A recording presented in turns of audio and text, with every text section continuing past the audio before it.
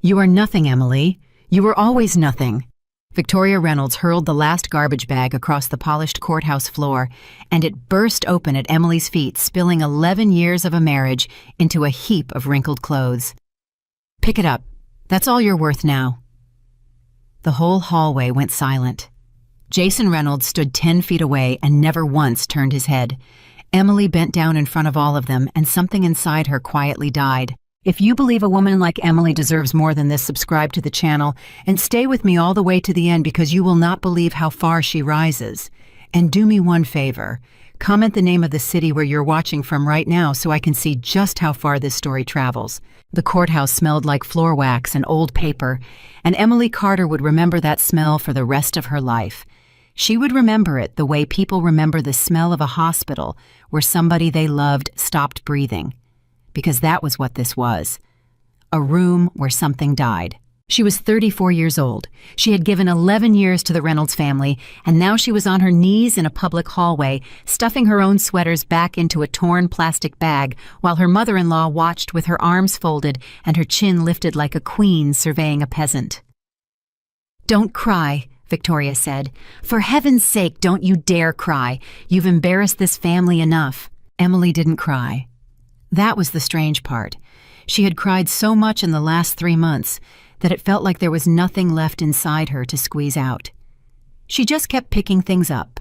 A cardigan, a photograph in a cracked frame, a pair of shoes she had bought the first year she and Jason were married, back when he used to look at her like she was the only person in any room. Jason was standing by the window now, checking his phone, as if this were a delay at the airport and not the end of everything they had built. "Jason," Emily's voice came out smaller than she wanted. "Jason, can you just look at me? One time, please." He didn't look up. 11 years, she said. 11 years and you can't even look at me." Victoria stepped between them like a wall. "He has nothing to say to you. What could he possibly have to say? You signed the papers. It's done. You got your settlement, such as it is, and now you're going to walk out that door, and you are never going to contact this family again. Do you understand me?" Emily rose to her feet slowly. Her knees ached. Her arms were full of garbage bags. 3 of them. That was what 11 years came down to. 3 garbage bags and a check for an amount so insulting that her own lawyer had winced when he read it aloud. "I loved him," Emily said. She wasn't even talking to Victoria anymore.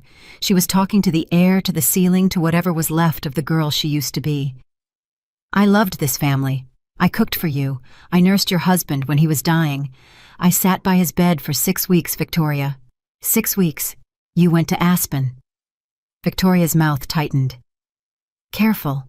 You went to Aspen while your husband was dying, and I held his hand, and now you're throwing my clothes on the floor and calling me nothing." For just 1 second, something flickered across Victoria's face. Not guilt. Victoria Reynolds did not do guilt. It was closer to irritation, the way a person looks when a fly keeps landing on their food. "You held his hand because you were angling for the will," Victoria said coldly. "We all knew it.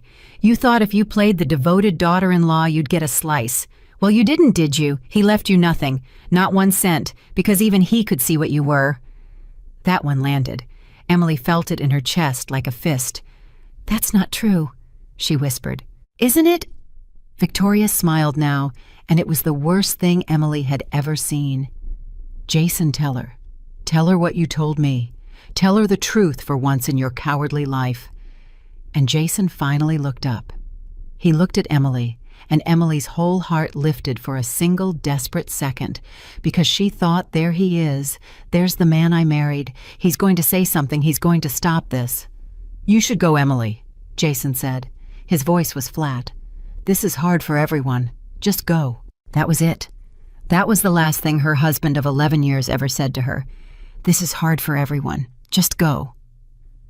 Emily stood there and waited for more. She actually waited. Some animal part of her brain refused to believe that was all there was going to be. 11 years. Just go. "Okay," she said finally. Her voice didn't shake. She was almost proud of that. "Okay, Jason." She gathered the bags, one in each hand and one clamped under her arm, and it was awkward and heavy and undignified, and Victoria watched her struggle with it and made no move to help, and neither did anyone else, and Emily thought, "This is a memory I will have forever, this exact moment, the three of us standing in this hallway while I carry my life out in trash bags." She walked toward the door. "Oh, and Emily," Victoria called out behind her, sweet as poison. "The country club. Your membership's been canceled. Don't want any awkward run-ins." Emily didn't stop walking. "And the charity board," Victoria went on, warming to it now, a cat with a wounded bird. "I've spoken to a few people. It's probably best if you resign quietly. Nobody wants to sit next to a woman who married for money and got caught."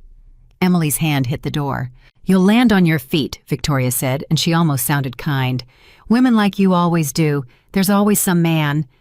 Emily pushed the door open and walked out into the rain. It was coming down hard, the kind of gray, relentless rain that doesn't dramatize anything, just soaks you to the bone and ruins your shoes.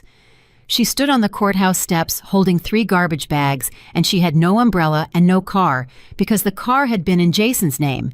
Everything had been in Jason's name, and she started walking because she did not know what else to do. She had $37. She counted it at the bus stop, standing under the little plastic shelter that did almost nothing to keep the rain off. $37.11. That was the liquid sum of her existence. The settlement check would take weeks to clear, and even then it wasn't enough to do anything with not in this city, not after the lawyers took their cut. She set the bags down on the wet bench. Her phone buzzed. For one insane, hopeful second, she thought Jason. But it was the bank, an automated alert. A subscription payment had bounced. Her card had been declined. Emily sat down next to the garbage bags, and she stopped holding it together. She didn't wail. She didn't scream. It happened silently, the way a building collapses from the inside before it ever falls. Her shoulders folded forward. Her breath came in short, broken pieces. Rain and something else ran down her face, and she let it because there was no one to see and nothing left to protect. 11 years. She thought about the first apartment, the one with the broken radiator when Jason was still just a junior associate, and they used to eat cereal for dinner and laugh about it. She thought about the miscarriage, the one nobody in the family ever mentioned again, the one Jason blamed her for in 100 small, silent ways. She thought about how slowly it had happened, the erasing, how she hadn't even noticed at first. A comment here, a dismissal there. Victoria rearranging her kitchen. Jason siding with his mother always, every single time, until Emily wasn't a person in that family anymore. She was a function. And then she wasn't even that. "How does a person disappear?" she said out loud to the rain, while they're still standing right there. A car pulled up across the street. A black car, long and quiet and expensive. The kind of car that did not belong on this street in this rain.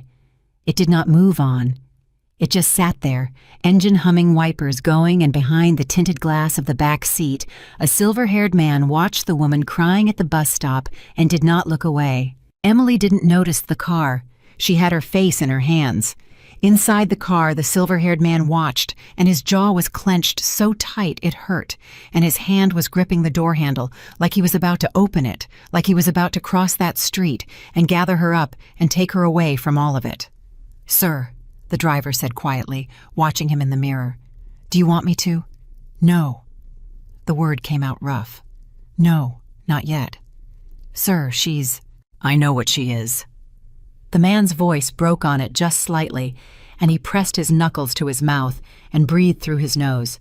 "I know exactly what she is. She's my daughter, and she's freezing in the rain 30 feet away from me." The driver said nothing.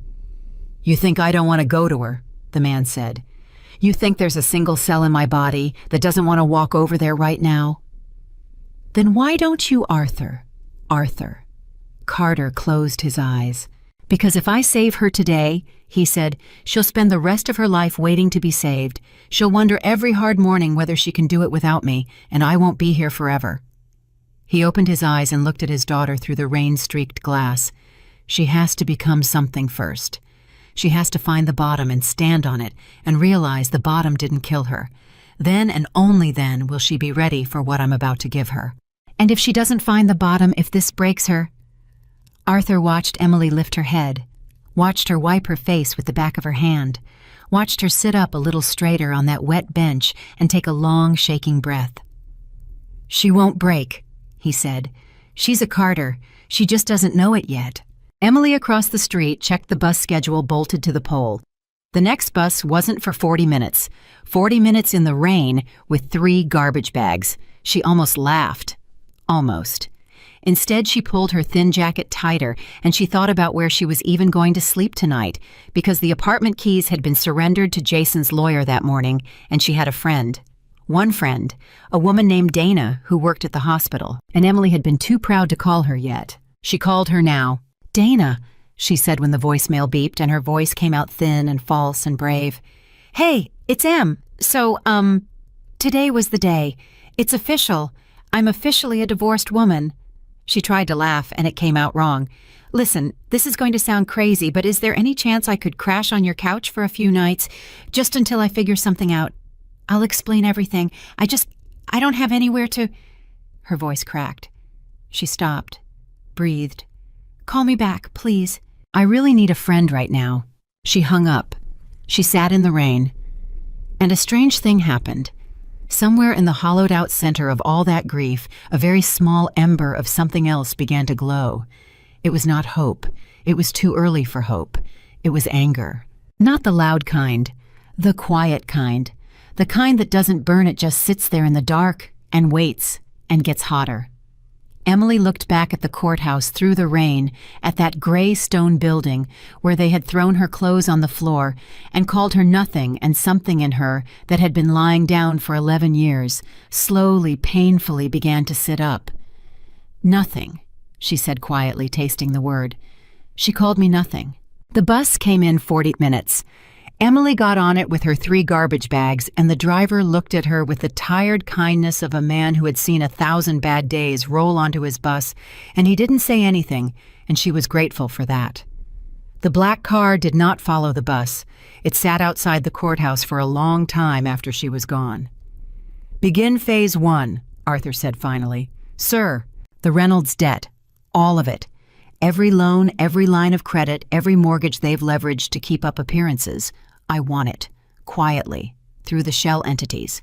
Nothing that traces back to me, and nothing, absolutely nothing, that traces back to her." He looked out the window one last time at the empty bus stop. "Victoria Reynolds just told my daughter there's always some man to save her." A muscle moved in his jaw. "She has no idea how right she is, and she has no idea how wrong." Dana called back that night. Emily was standing in a coffee shop that was about to close because it was the only place with a roof and a bathroom and free heat, and she had bought the smallest coffee they sold to justify sitting there, and she had made it last 2 hours. "Emily, oh my God, I just got your message." Dana's voice was breathless, furious, protective. "Where are you right now?" "I'm okay," Emily said automatically. "Where are you?" "There's a coffee shop on 5th, but they're closing in like 10 minutes, so I'll figure, do not move. I am getting in my car right now. Do you hear me? Do not go anywhere. I'm coming to get you." Emily pressed the phone hard against her ear and shut her eyes. "Dana." "What?" "Thank you." Her voice broke completely now, the way it hadn't in front of Victoria, the way it hadn't in the rain. It broke because someone was being kind. That was the thing nobody told you about hitting the bottom. It wasn't the cruelty that made you cry. You could armor yourself against cruelty. It was the first act of kindness afterward that split you wide open. "Thank you. I didn't know who else to." Hey, stop. You're my family, okay? Not those people. Us, you and me. Now sit tight and let me come get you." 20 minutes later, Dana's beat-up little sedan pulled up outside the coffee shop, and Dana came running through the rain in her hospital scrubs, and when she saw Emily standing there with 3 garbage bags and a face like a person who had been erased, she stopped for just a second, and Emily watched her friend's expression go from worry to something much harder. "Those animals," Dana breathed. "They did this. They actually did this." "It's fine," Emily said. "I'm fine." "You're not fine, Em. You're standing on a curb with your life in trash bags." Dana grabbed 2 of the bags, and Emily grabbed the 3rd, and they ran to the car. And once they were both inside with the doors shut and the rain drumming on the roof, neither of them moved for a moment. "Tell me what happened," Dana said. "All of it." And Emily did. She told her about the courthouse and the settlement and Victoria and the garbage bags and the way Jason had never once looked at her, and about the club membership and the charity board and the words, always the words, nothing. You were always nothing. And Dana listened with her hands gripping the steering wheel so hard her knuckles went white, and when Emily finished, Dana was quiet for a long moment. Then she said, "Can I tell you something, and I need you to actually hear me?" "Okay. That family did not throw you out because you're nothing." Dana turned in her seat and looked at Emily dead on. "They threw you out because you were the only real thing in that whole plastic circus, and real things make fake people nervous. You held that old man's hand while he died. You cooked and you cleaned and you loved people who never once earned it. And they knew Em. They knew that when the accounting was done, you were worth 10 of any of them. That's why they had to make you feel like nothing. Because if you ever figured out what you actually are, you'd walk out of there and never look back, and they can't stand the idea that you might be fine without them." Emily stared at her friend. "You're going to be fine without them," Dana said. "You're going to be so much better than fine that someday you're going to look back at this rainy night as the day your real life started. I don't know how yet, but I know you, and I'm telling you, this is the beginning of something, not the end." Emily didn't believe her. Not that night. That night she was too broken to believe anything. But she would remember those words. She would remember them at the strangest times over the weeks to come. She would remember them when the phone call came from Geneva. She would remember them when the men in expensive suits sat across a mahogany table and told her the impossible thing. She would remember them the night before the gala, standing in front of a mirror, looking at a woman she didn't recognize. This is the beginning of something, not the end. They drove to Dana's apartment. Emily slept on the couch under a borrowed blanket, and she did not sleep well, and around 3 in the morning she gave up and sat by the window, watching the rain finally stop, and she made herself a promise in the dark. It was not a grand promise. She was too tired for grand. It was small, and it was hard, and it was hers. "I will never," she whispered, "let anyone make me feel like nothing ever again. I don't know how, I don't know when, but never again." She didn't know that 30 feet from a courthouse that afternoon, a man had made a very similar promise about her. 2 days later, the strange things began. Emily didn't notice them because they weren't happening to her. They were happening to the Reynolds family, and the Reynolds family had made very sure that Emily was cut off from any news about them. She had no idea, for instance, that on the Monday after the divorce, Victoria Reynolds received a phone call from the bank that held the note on the family's flagship property, the beautiful glass office tower downtown with the Reynolds name etched over the door. "I don't understand," Victoria said into the phone, her voice rising. "The loan was sold to whom we've had that facility with your bank for 15 years. The man on the other end was very polite and very unhelpful. The debt was acquired by a private entity, Mrs. Reynolds. Everything remains the same for now. The same terms, the same schedule. You simply remit to a new servicer." "For now," Victoria repeated sharply. "What does that mean for now?" "It means," the man said carefully, "that the new holder is within their rights to review the terms at the next covenant date, which is in 90 days. Victoria hung up and told herself it was nothing. Rich people's debt got traded all the time. It meant nothing. She did not mention it to Jason. Jason was busy. Jason was in fact already having dinner with a woman named Sophia, a woman with the right last name and the right connections, a woman Victoria had personally selected before the ink on Emily's divorce papers was even dry. "To new beginnings," Jason said, raising his glass across the candlelit table. "To new beginnings," Sophia agreed, and she smiled, and she had no idea that the family fortune she was marrying into was already sitting quietly in the palm of a dead woman's father's hand. Because that was the part nobody knew yet. Arthur Carter had built his entire life around not being seen. It was how you protected $4.3 billion in a world full of people who would smile at you and rob you blind. He owned nothing in his own name. He was a mechanic, as far as most people knew, a nice, quiet older man who ran a garage on the edge of the city and drove an old pickup truck. He had let his daughter believe that for her entire life. He had let her believe he was a simple working man who couldn't help her much because he had watched what money did to families, and he had wanted more than anything for Emily to grow up knowing she was loved for herself and not for what she might inherit. He had made mistakes. He knew that now. Watching her marry into the Reynolds family had been one of them. He had stood in the back of the church at her wedding in a suit that didn't fit him because he never wore suits, and he had looked at Jason Reynolds and known in his gut the way he knew things about engines and about men that this boy was hollow, that this family was rotten under the polish. He had said nothing. It was her life, her choice. He had told himself she needed to make her own mistakes. He had watched her make it for 11 years, and now he was dying. That was the part not even his driver knew yet. Arthur Carter had maybe 6 months. The doctors said less. There was a mass in his lungs the size of a fist, and no amount of money in any account anywhere in the world was going to buy him more time, and he had made his peace with that. He had made his peace with almost everything except one thing. He could not die knowing his daughter believed she was nothing. So he had built a machine. That was how Arthur thought of it. Not a plan, a machine. A great, intricate mechanism of trusts and holdings and debts and quiet acquisitions, all of it pointing at one moment, one room, one night in the future, when his daughter would walk in as a queen through a door where they had once thrown her out as trash. He would not be alive to see it. That was all right. He had made his peace with that too. But he would build it so perfectly that it would happen without him. It would happen because it could not happen.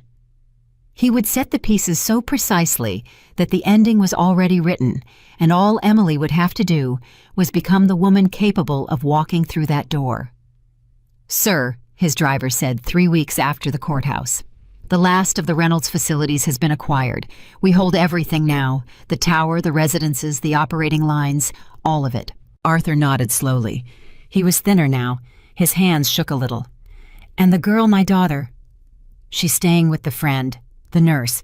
She's applied for 11 jobs. She got 2 interviews. She didn't get either job." Arthur closed his eyes.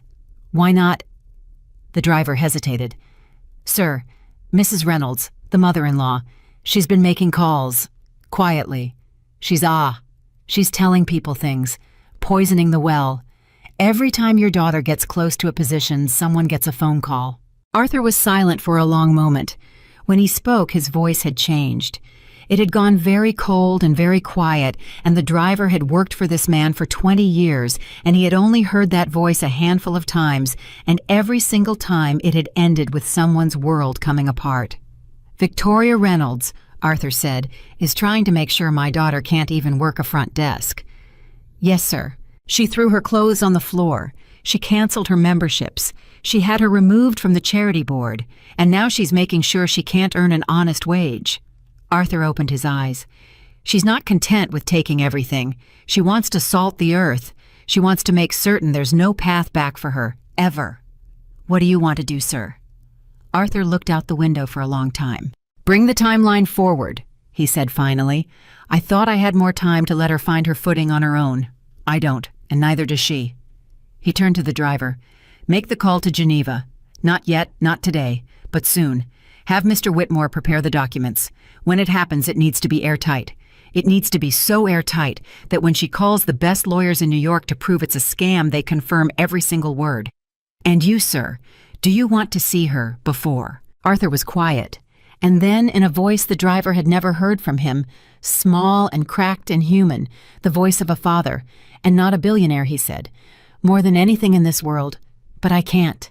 If I see her now, I'll tell her everything, and if I tell her everything, she'll spend whatever time I have left in a hospital room watching me die instead of out there becoming who she's supposed to be." He pressed his lips together hard. "I've watched her from a distance her whole life. I can do it a little longer. I can do it to the end." Emily that same evening sat on Dana's couch and stared at her phone. 2 rejections. 11 applications. She had a business degree she'd never used because Jason hadn't wanted his wife to work. She had 11 years of running a household and organizing charity galas and managing staff, and none of it fit on a resume in a way anyone respected. She was 34 years old, and she was starting from a place lower than zero, because zero would have meant nobody was actively working to bury her, and somebody was. She could feel it. She wasn't stupid. 2 interviews that had gone beautifully, that had ended with warm handshakes and we'll be in touch, and then silence, and then a stiff little email. She knew what a Reynolds phone call sounded like, even when she couldn't hear it. "They won't even let me have a job," she said to Dana, who was heating up soup in the tiny kitchen. "Victoria's not done. She's never going to be done. She's going to follow me around this city, making sure I can't so much as bag groceries." "So leave the city," Dana said. "With what I have, $400, Dana." The settlement check bounced its way through so many hands there was almost nothing left. Emily put her head in her hands. "I keep thinking about my dad." Dana turned. "Your dad? He passed away when I was—" "No, he didn't. I mean, God, I don't even know if he's alive. We lost touch years ago. Jason didn't like him. Said he was, quote, not our kind of people. A mechanic, grease under his nails." Emily laughed bitterly. "I let Jason talk me out of my own father. Isn't that something? I let that man take everything from me, including my own dad, and now that I've got nothing, my dad's the only person I actually want to call, and I don't even have a number for him anymore." Dana came and sat beside her and put an arm around her. "You know what I think," Dana said softly. "I think the people who love you are still out there. I think when you hit the bottom, the fake ones vanish, and the real ones show up. And I think your real ones aren't done showing up yet." Emily leaned her head on her friend's shoulder. "I hope you're right," she whispered. She had no idea how right Dana was. She had no idea that at that very moment, 30 minutes across town, a dying man was signing a document that would end one life and begin another. She had no idea that her father was not dead, was not lost, had never once stopped watching over her, and was about to give her something so much bigger than a phone call. She had no idea that in a matter of days, her phone was going to ring with a number that started with a country code she didn't recognize, and a calm European voice was going to tell her a thing so impossible that she would think it was a cruel joke. She had no idea that the woman who called her nothing had just started a war with a man who owned the very ground she walked on. Emily fell asleep on the couch that night with tears drying on her face and $400 to her name, believing with her whole heart that she was at the very bottom of her life. She was right about that. What she didn't understand yet was that the bottom was not where you died. The bottom was where you finally had something solid to push against. And 30 minutes across town, her father set down his pen, looked at the document that would reshape 3 lives, and said quietly to an empty room, "Get ready, sweetheart. It's almost time to stand up." The phone rang on a Tuesday. Emily almost didn't answer it. The number on the screen was long and strange, full of digits that didn't look American, and after 3 weeks of unemployment and rejection, she had learned to be afraid of unknown numbers. They were never good news. They were bill collectors, or wrong numbers, or worse, someone from the Reynolds circle calling to twist the knife one more time. She let it ring twice, 3 times. Then, standing in Dana's tiny kitchen with a cup of coffee going cold in her hand, she answered it because some part of her was too tired to keep hiding. "Hello?" "Good afternoon," said a voice. It was a man's voice, calm and precise, with an accent she couldn't quite place. European, maybe Swiss. "Am I speaking with Emily Carter?" "Formerly Emily Reynolds." Emily's stomach tightened. "Who is this?" "My name is Henry Whitmore. I am calling from Geneva on behalf of the estate of Mr. Arthur Carter." A pause. "I am afraid I am the bearer of very difficult news, Miss Carter. It concerns your father." Emily set the coffee cup down on the counter. Her hand had started to shake, and she didn't know why yet. "My father," she said slowly. "I haven't spoken to my father in years. I don't even know if what is this about, Miss Carter?" The voice was gentle now, and that gentleness scared her more than anything. "Your father passed away 4 days ago, peacefully, in his sleep. I am so very sorry to tell you this over the telephone." The kitchen went silent, except for the hum of the refrigerator. "No," Emily said. "Miss Carter." "No, you have the wrong person. My father's a mechanic. He runs a garage. He's not somebody with an estate in Geneva. You have the wrong Emily Carter." Her voice was climbing. "This is a scam. This is one of those scams where you tell people a relative died and then you ask for money to release the inheritance. I've read about these. I'm not stupid. I understand your suspicion completely, Mr. Whitmore said, unruffled. It is a very reasonable suspicion. May I ask you to do something? I am not going to ask you for any money. I am never going to ask you for money. Instead, I would like you to verify me. Please write down this number. Then hang up and call the New York offices of Sterling and Hague. They are one of the oldest law firms in the United States. Ask for the managing partner. Tell them you are Arthur Carter's daughter. And listen to what they say. Emily didn't write anything down, but something in the way he said it, the total lack of pressure, the fact that he was practically ordering her to check him out, made a cold finger of doubt press against her certainty. My father was a mechanic, she said again, quieter this time. Your father, Mr. Whitmore said, was many things, and he loved you very much. That is the one thing I am permitted to tell you before you verify everything else for yourself. He loved you very much, and he thought about you every single day. A pause. Please make the call, Miss Carter, and then call me back at this number. I will be waiting. He hung up. Emily stood in the kitchen holding the dead phone against her ear for a long moment. Dana came in from the bedroom, took one look at her friend's face, and stopped in the doorway. Em, what happened? You're white as a sheet. I think, Emily said slowly, I just got a scam call telling me my father died and left me an estate in Switzerland. Dana's face hardened. Those people are vultures. Block the number. Yeah, Emily looked at the phone. Yeah, I should. But she didn't. Instead, she found herself doing something she couldn't fully explain. She looked up Sterling and Hague on her phone, and there it was. A real firm. A very real firm. In fact, one of the most prestigious law firms in New York. A firm whose name she vaguely recognized from the business pages Jason used to read at breakfast. Their offices were on Park Avenue.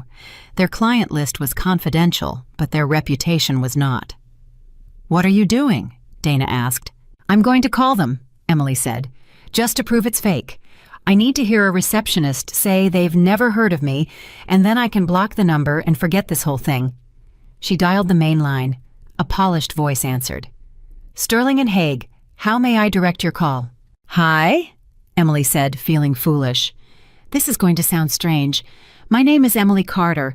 I got a call from a man in Geneva claiming to represent the estate of my father, Arthur Carter, and I wanted to confirm whether your firm has any connection to— One moment, please, Miss Carter. The line went quiet. Not the quiet of being on hold, the quiet of someone covering the receiver. Emily waited. 10 seconds, 20, and then a different voice came on the line, older, deeper. Careful.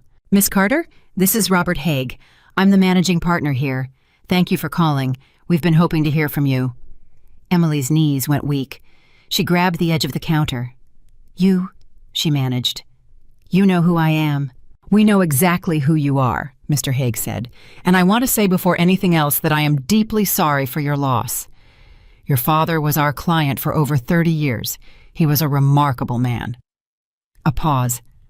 I understand Mr. Whitmore in Geneva has already been in contact. Everything he told you is true, Miss Carter. Every word. This is not a scam. I know it must sound impossible. I have the documents in front of me right now. He was a mechanic, Emily whispered. It was the only sentence she seemed able to say. He fixed cars. He had grease on his hands. He drove a truck. Yes, Mr. Hague said gently. He did all of those things. He also happened to be one of the wealthiest men in North America. He simply chose not to be known for it. Another pause. Miss Carter, I don't want to overwhelm you over the phone, but you need to understand the scope of what we're discussing because it's going to affect a great many decisions very quickly. Your father's estate is valued at approximately $4.3 billion, and he left all of it without exception to you. Emily sat down on the kitchen floor. She didn't decide to. Her legs simply stopped holding her, and she slid down the cabinet until she was sitting on the linoleum with her back against the drawers, and Dana rushed over and crouched beside her, mouthing, What happened? And Emily couldn't answer because the voice on the phone was still talking. I know this is a great deal to take in, Mr. Hague was saying. I want you to take all the time you need. But I also want to be very clear about something, because your father was very specific in his instructions to us. He asked me to tell you, and I'm reading his exact words here, he asked me to tell you this. Tell my daughter I never left her. Tell her I was always close, and tell her that everything I built for the day she would need it. That day is now. Emily started to cry. It wasn't grief, or not only grief. It was too many things at once. A tidal wave of them, disbelief and loss and confusion, and a strange, terrible tenderness, because the man on the phone was reading her a message from her dead father, a father she thought had forgotten her, a father she had let Jason erase from her life, and it turned out he had never forgotten her at all. He had been there, always close.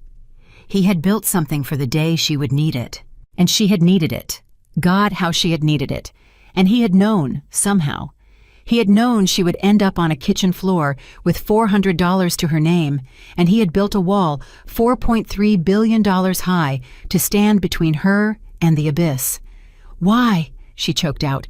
Why didn't he tell me? Why didn't he ever tell me who he was? We could have. He'll answer that himself, Mr. Haig said quietly. There's a letter. He wrote it for you. I have it here sealed. He asked that it not be read to you over the phone. He wanted you to read it yourself when you were ready in person, which brings me to the next matter. His voice shifted, became briskly practical, the voice of a man who had handled 1,000 impossible mornings for 1,000 grieving heirs. Miss Carter, where are you currently living? Emily looked around Dana's cramped apartment, at the couch where she'd been sleeping for 3 weeks, at the garbage bags in the corner she still hadn't fully unpacked because unpacking would have meant admitting this was her life now. I'm staying with a friend, she said. Do you have reliable transportation financial resources to reach our offices? Emily almost laughed. No, I have about $400, Mr. Haig. My ex-husband and his family took everything. I don't even have a car. There was a brief silence on the line. When Mr. Haig spoke again, there was something new in his voice, something that had gone slightly rough at the edges. They took everything, he repeated softly. Yes, your father was aware of that. He was aware of a great deal, Miss Carter. He cleared his throat. There is a car outside your building right now. It has been there since this morning, waiting for the moment you called us and verified your identity, which you have now done. The driver's name is Marcus. He has worked for your father for over 20 years. He is entirely trustworthy, and he is at your complete disposal. There is also a debit card in the vehicle linked to an operating account with no limit that need concern you. Please, let us take care of you now. Your father wanted nothing more. Emily got up slowly off the floor. She walked to the window. Dana followed her, and together they looked down at the street below. There was a black car parked directly outside the building. A long, quiet, expensive black car. The kind of car that did not belong on this street. And standing beside it in the drizzle, holding an umbrella, was a silver-haired man in a dark suit looking up at the window, and when he saw Emily's face appear in the glass, he inclined his head in a small, respectful bow. "Oh, my God," Dana whispered. Is that... I have to go," Emily said into the phone. "There's a car.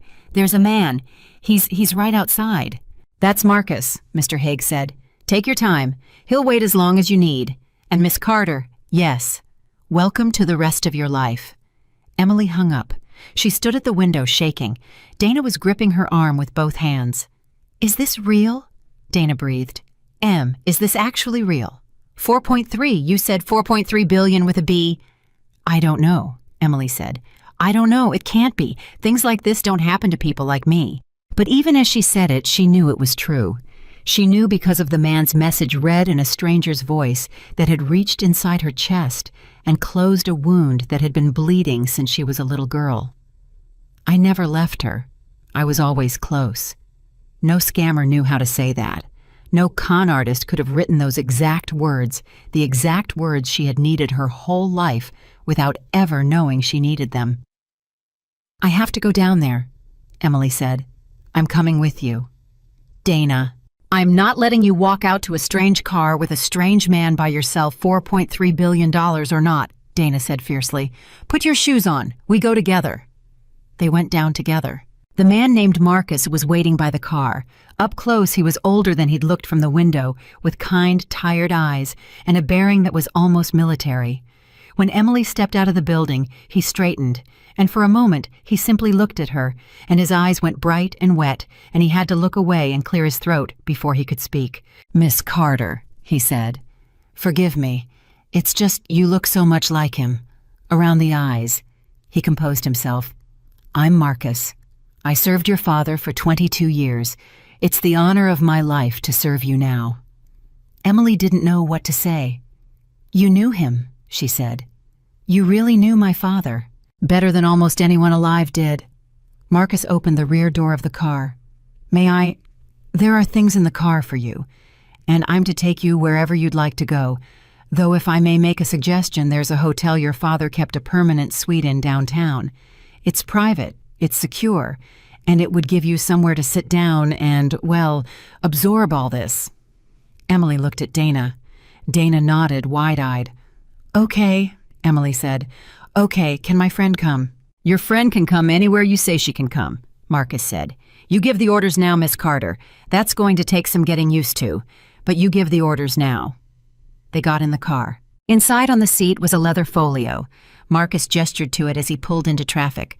"Everything's in there. The debit card Mr. Haig mentioned, some documents, and a phone secure with all the important numbers already in it." He glanced at her in the mirror. "There's no rush on any of it. Today you don't have to do anything but breathe." Emily opened the folio with trembling hands. There was the card, matte black, her own name embossed on it, Emily Carter. And seeing her maiden name on it did something to her, because she had been Emily Reynolds for 11 years, and she had just gotten her own name back in the most brutal way possible. And here it was on a card that Mr. Haig had implied could buy almost anything. There was a folder of documents she didn't understand, full of the names of trusts and holding companies, and there was an envelope, cream-colored heavy, sealed with one word written on the front in a handwriting she recognized instantly, even after all these years. Emily. Her father's handwriting. The same handwriting that had been on birthday cards when she was small, on the note he'd tucked in her lunchbox on her first day of school, before Jason, before the Reynolds family, before everything. She pressed the envelope to her chest, and she cried silently the whole way downtown, while Dana held her hand, and Marcus drove and pretended not to see in the mirror. The suite was on the top floor of a hotel so discreet it didn't even have a name over the door. It was larger than the entire apartment Emily and Jason had shared for the first 3 years of their marriage. She walked through it in a daze, and on the desk by the window in a silver frame was a photograph she had never seen before. It was her. As a baby, in her father's arms. He was young in the photo, dark-haired, laughing, and he was holding her up toward the camera like she was the most precious thing in the world. And on the back, when she turned it over in that same handwriting, it said, "My whole heart." Emily, 6 weeks old. He had kept it all these years, on his desk, wherever his desk had been, in whatever secret life he'd been living. He had kept a picture of her as a baby, and written on the back that she was his whole heart. "Marcus," Emily said. Her voice was very quiet. "Yes, Miss Carter. Why didn't he ever come find me these last years, when I stopped calling, when Jason didn't want him around? He knew where I was. Mr. Haig said he was always close, so why didn't he come to the door?" Marcus was quiet for a moment. He set down the bag he'd been carrying. "He did come to the door," Marcus said. "Once, about 4 years ago. He stood outside the gate of that big house you lived in with the Reynolds family. He was going to come in. He'd made up his mind. He was going to tell you everything." Marcus's jaw tightened. "And then your mother-in-law came out, Mrs. Reynolds. She saw an old man in a work jacket standing at the gate, and she didn't know who he was, and she said, and I was there. I heard it. She said, 'We don't give handouts. The staff entrance is around the back, and if you're looking for scrap, you can find it somewhere else.'" Emily closed her eyes. "He didn't correct her," Marcus went on softly. He could have. He could have told her exactly who he was and watched her face fall through the floor. He didn't. He looked past her, up at the house at the window he thought was yours. And then he got back in the car, and he said to me, 'Marcus, My little girl is living in a house where they turn old men away at the gate, and I don't know how to save her without buying her, and I swore I would never buy her love. So we drove away. Marcus's voice caught. That was the last time he was that close to you, until 3 weeks ago. Yay. Emily's eyes flew open. 3 weeks ago. Marcus hesitated. He'd said more than he meant to. The courthouse, Emily said slowly. There was a car at the bus stop. I was crying, but there was a black car across the street. I thought I imagined it. She stared at Marcus. That was him. That was my father. He was there. He watched them throw my clothes on the floor, and he watched me sit at that bus stop in the rain, and he was 30 feet away. Marcus couldn't meet her eyes. Yes, Miss Carter. And he didn't come to me. Her voice broke. I was falling apart, Marcus. I had $37. I was crying in the rain, and my own father was sitting 30 feet away in a warm car, and he didn't come to me. It nearly killed him, Marcus said, and now his own voice was thick. You have to understand. He had the door handle in his hand. I was ready to drive you both away, and he said no. He said if I save her today, she'll spend the rest of her life waiting to be saved. He said she has to find the bottom and stand on it and know it didn't kill her, and only then will she be ready. It was the hardest thing I ever watched a man do, Miss Carter, sitting there while his daughter cried in the rain. He didn't sleep for days after, but he believed right down to his bones that if he pulled you out too early, you'd break, and if he let you find your own feet, you'd be unstoppable. Emily sat down on the edge of the bed, holding the photograph of herself as a baby, and she didn't know whether to be furious or grateful, and the truth was she was both at the same time, so completely both that it felt like being torn in half. He was already sick, Marcus said gently. That's the part that breaks my heart. He knew he was dying, Miss Carter. He'd known for months. That's why the timeline moved so fast. He didn't have the years he'd planned on to do this slowly. He had to compress a lifetime of protecting you into a few short weeks. And the last thing he did, the very last thing, was sit in a car and watch over you one final time and trust that you were strong enough to survive one more night alone. Marcus swallowed. He was right, wasn't he? You survived it. You're here. I'm here, Emily whispered. She looked at the sealed envelope on the desk. Emily, in his handwriting. I want to read it, she said. The letter, but not yet. I can't yet. I need a minute before I can hear his voice again. Take all the time in the world, Marcus said. It's not going anywhere. Neither am I. Dana had been standing quietly by the window this whole time, and now she came and sat beside Emily on the bed and put an arm around her, and the two of them sat there in the enormous quiet suite, and Emily held the photograph, and for a long time, nobody said anything. Then Dana, being Dana, said the thing that needed saying. I have to ask, and I know it's not the moment, but it's going to become the moment really fast, so I'm just going to say it. She took a breath.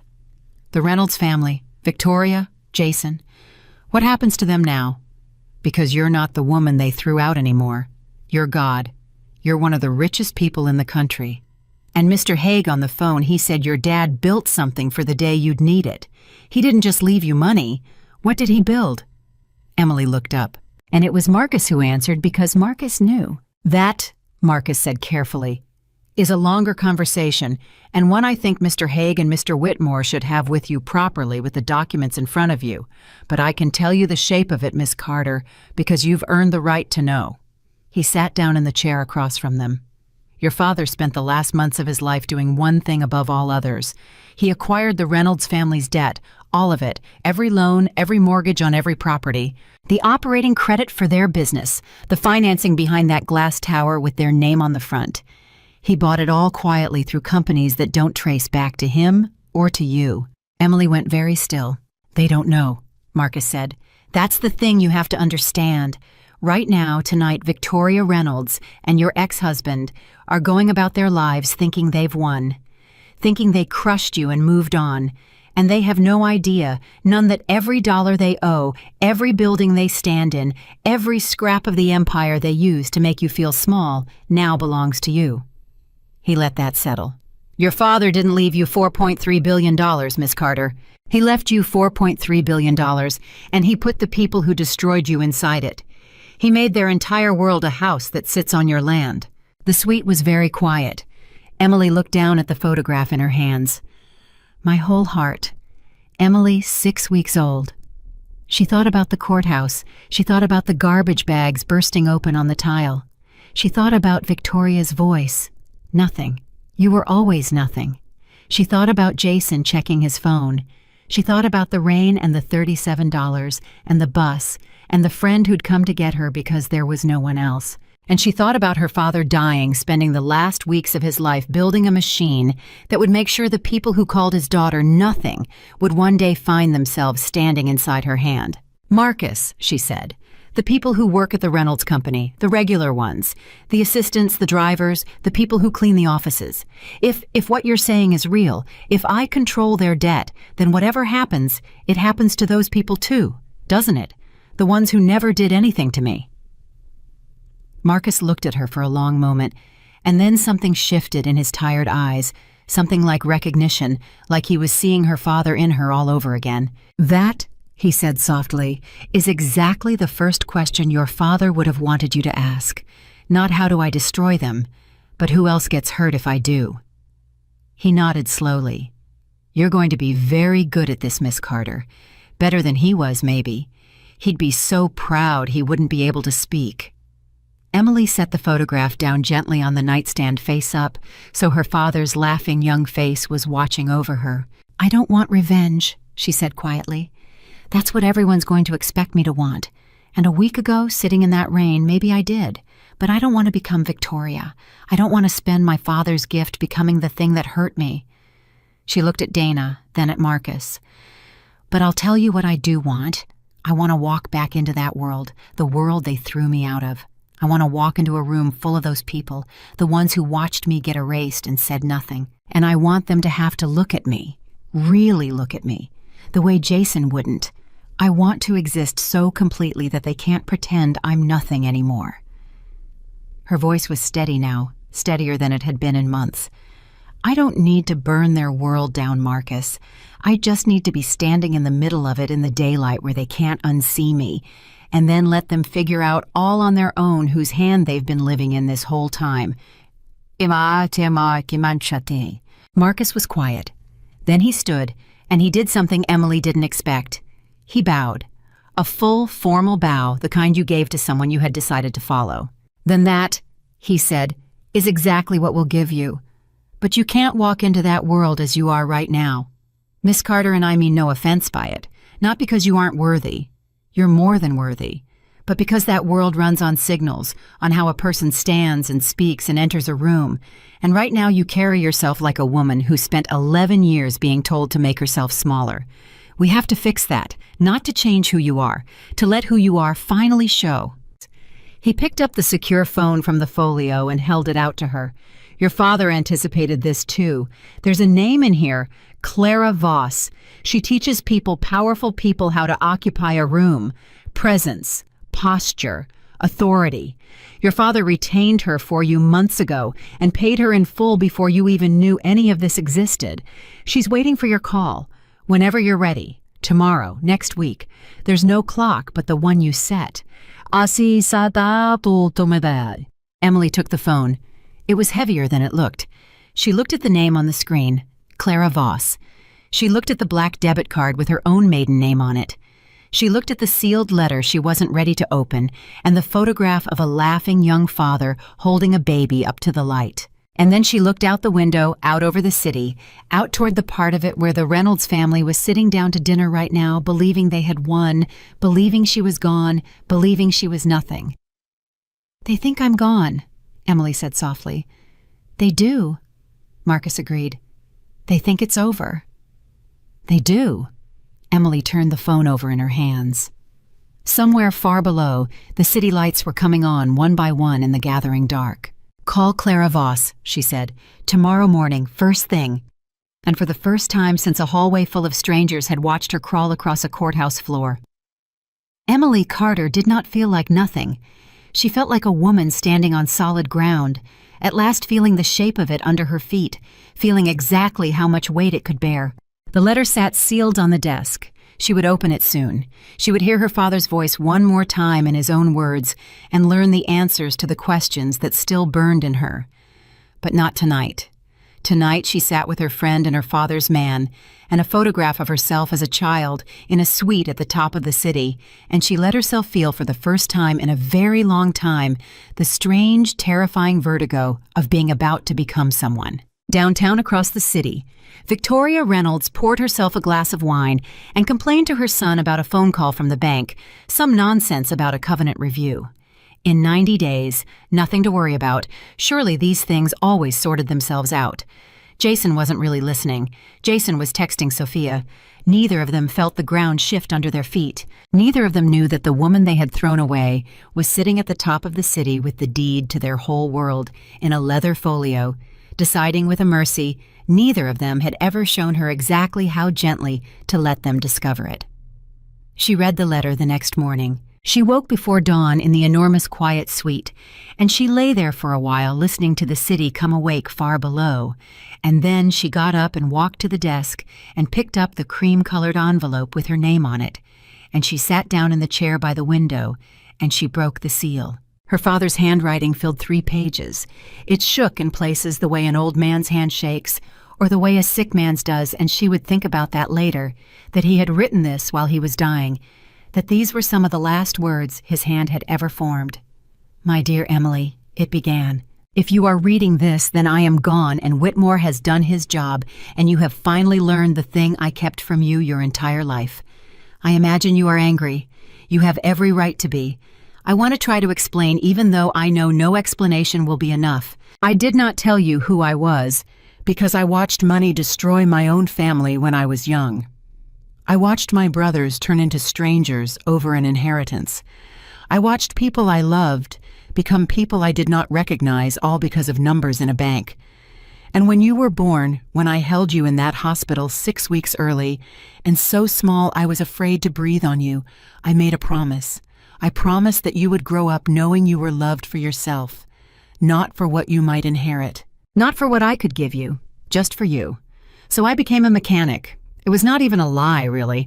I loved engines before I ever loved money. I gave you a normal childhood on purpose, the greatest gift I knew how to give. I made mistakes. God, I made so many. The biggest one was letting you drift away when that family took hold of you. I told myself you were an adult, that you had chosen your life, that I had no right to interfere. That was cowardice dressed up as respect. I should have fought for you. I did not. I will carry that failure with me wherever I am going now." Emily's tears were falling on the page. She wiped them away carefully so they wouldn't smear the ink. "I came to your gate once the letter went on. Marcus may have told you. A woman turned me away like a beggar, and I let her because I was a coward, and because I did not know how to walk back into your life without my money walking in with me. I have hated myself for that day every day since. So I want you to understand what I have done and why. I did not want to simply hand you a fortune. Money handed to a person who has not suffered is a curse. But money placed in the hands of a person who has survived, who has stood at the very bottom and refused to stay there, that is not a curse. That is a weapon and a shield and a key. I knew you would hit bottom. I am sorry to say I knew it before you did. And I made the hardest decision of my life, which was to let you fall so that you could learn you would not shatter. If you are reading this, you did not shatter. You are stronger than you have ever been allowed to believe. Now, about the Reynolds family." Emily's breath caught. "I have taken hold of everything they have, not to destroy them for you. Revenge is a small, poor thing, and you are neither small nor poor in any sense of those words. I did it so that the power would rest with you and not with them, so that never again would a Victoria Reynolds be able to throw your clothes on a floor and call you nothing. I have arranged the pieces, but I have deliberately not pulled a single trigger. What happens next is not for me to decide. It is for you. That is the last and greatest gift I can give you, Emily. Not the money, the choice. You get to decide who you become now. I could not decide it for you if I tried, and I would not if I could. There is a place set aside for you. Table 4. You will understand when the time comes. Trust the people I have left in your path. Clara, Marcus, Whitmore, Haig. They loved me, and they will come to love you because you are so much better than I ever was. Be powerful, my whole heart. But more than that, be kind. The world has enough powerful people who are cruel. It has so few who are both strong and good. Be the second kind. Be the kind I always knew you were. I never left you. I was always close. And I am close now, closer than you think, watching, so proud of you. I cannot find the words. All my love, always, your father. Always. Emily sat with the letter in her lap for a long time after she finished it. The sun came up over the city while she sat there, and when Marcus knocked softly on the suite door an hour later to bring her coffee, he found her at the window, with her father's letter pressed against her heart, and her face wet and calm, and she looked at him, and she said in a voice he would remember for the rest of his life, "All right, I'm ready. Call Clara Voss. I want to begin today." Clara Voss arrived at 11 o'clock that morning. She was not what Emily expected. Emily had imagined some cold, glamorous consultant, all sharp edges and disapproval. Clara Voss was in her 60s, small, with iron gray hair cut close to her head, and warm, dark eyes that missed nothing. She walked into the suite, set down her bag, looked at Emily for a long, slow moment, walking a slow circle around her, and then she said the first thing that told Emily this was going to be different than she'd feared. "Your father was a good man," Clara said. "I liked him very much. He didn't lie to me the way rich men usually lie. He told me straight months ago. He said, 'Clara, my daughter is going to inherit everything I have, and the world is going to try to eat her alive, and I need you to teach her how not to be eaten.' I said, 'Is she a fighter?' And he said she doesn't know it yet, but she's the toughest person I've ever met. She survived 11 years in a family that tried to erase her, and she's still standing." Clara tilted her head. "Was he right?" Emily met her eyes. "I'm still standing." "Good answer," Clara nodded slowly. "Now, stand up for me. Walk to that window and back." Emily did. Clara watched, and then she shook her head, not unkindly. "There it is. There's 11 years written in your whole body. You walk like you're apologizing for taking up space. You lead with your shoulders curved in, like you're protecting your chest, like you're expecting a blow. Your eyes drop when you turn around. You make yourself into a smaller target." She said it gently, but she said it plainly. "That's not a criticism, Emily. That's a survival adaptation. You learned to be small because being big got you hurt, but you're not in that house anymore, and the world you're about to walk into reads bodies before it reads words. A woman who walks in curved and apologetic gets treated one way. A woman who walks in like she owns the floor gets treated another. Same woman, same soul, different signal. And the beautiful thing is it's just a signal. We can change it. Not who you are, just the signal." "Oh, sha-dum-dum." And so it began. Marcus had called it a transformation, and later Emily would think that was the wrong word, because transformation implied becoming something you were not. What Clara did over the coming weeks was closer to excavation. She dug the real Emily out from under 11 years of learned smallness. She unbent the curved shoulders. She lifted the dropped eyes. She taught Emily how to enter a room and pause in the doorway for exactly one beat before moving a pause that made a room turn and look. She taught her how to sit without shrinking, how to let a silence sit in a conversation without rushing to fill it, because the person who is comfortable with silence controls the room. "Powerful people are not loud," Clara said over and over. "That's the mistake everyone makes. They think power is volume. Power is stillness. Power is the person who doesn't need to raise their voice because they know everyone is already listening. Watch." And she would demonstrate this small gray-haired woman going still and quiet and somehow filling the entire enormous suite with her presence so that Emily found herself leaning in. "You see, I didn't do anything. That's the whole trick. I did nothing on purpose with total confidence. Now you." At first, Emily was terrible at it. She'd hold the stillness for a second and then crack laugh, nervously apologize. Clara would just wait patient as stone and make her do it again and again. And slowly over days, something started to shift. The stillness stopped feeling like a performance and started feeling like a place she could stand. Meanwhile, in the background, the machine her father had built continued to hum. Whitmore called from Geneva every few days to walk her through pieces of the estate. Haig came up from Park Avenue with folders of documents and explained patiently the structure of what she now controlled. And it was Haig 3 weeks in who sat across from her in the suite and laid out in careful, plain language exactly what her father had done to the Reynolds family, so that she understood it not as a shape, but as a machine with gears she could see turning. "Your father acquired their debt at a moment of maximum leverage," Haig explained. "The Reynolds business looks healthy from the outside, beautiful offices, expensive cars, the right addresses. But it's built on borrowing, Miss Carter. It always has been. They live at the very edge of what they can afford, and they finance the gap. Old Mr. Reynolds understood that. He kept the whole thing balanced through decades of careful relationships with lenders. But when he died, and Jason took over the finances with Victoria, whispering in his ear, they got sloppy. They borrowed against borrowing. They used one property to secure the loan on the next. And your father patiently, quietly over the last several months bought up every one of those loans, through entities, so that when you assemble it all in one place, as I have here, you see the truth. The Reynolds family owes in total just under $900 million, and every single dollar of it is now owed to you." Emily stared at the number. "There's a covenant review in the loan agreements," Haig went on. "A date at which the lender, which is now you, can reassess the terms. Demand additional collateral. Call the loans due. That date is in a little under 60 days now. On that date, Miss Carter, you will hold what amounts to a decision over whether the Reynolds family continues to exist as it is or ceases to. You can extend them gracefully.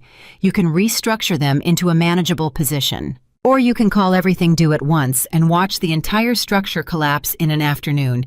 It is entirely, completely up to you." "Do they know?" Emily asked quietly. "Do they know who holds their debt?" "They know it changed hands. They've been told a private entity acquired it. They have no idea that entity traces to you. And they have no idea about the covenant date's significance, because sophisticated people miss things when they're arrogant, and the Reynolds family is very arrogant." Haig permitted himself a small, dry smile. "Victoria Reynolds has been making phone calls trying to find out who bought the debt. She's getting nowhere.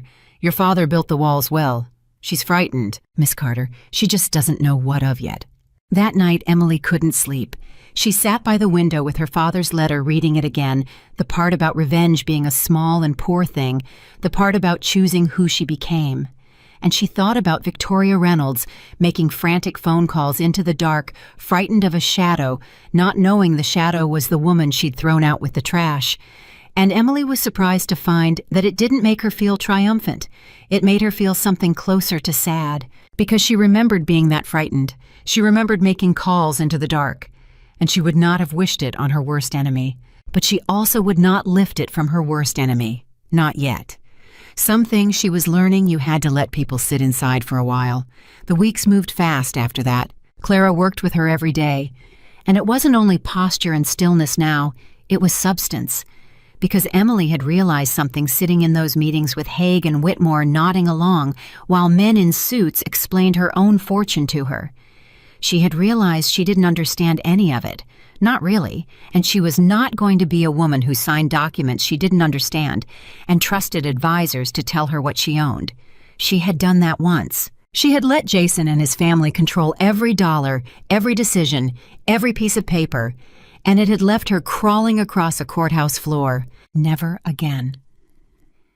"I need to actually understand this," she told Haig. "All of it. Not the summary. The real thing. I want to learn how it works. The trusts, the holdings, the debt, how leverage works, how these deals are structured. I don't want to be a figurehead sitting on top of a machine other people run. I want to know how the machine runs." Haig looked at her for a long moment, and then he smiled, a real smile this time. "Your father," he said, "would have paid a great deal of money to hear you say that. Most heirs want the checkbook. Very few want the education. All right, Miss Carter. We'll teach you everything. It'll be a great deal of work."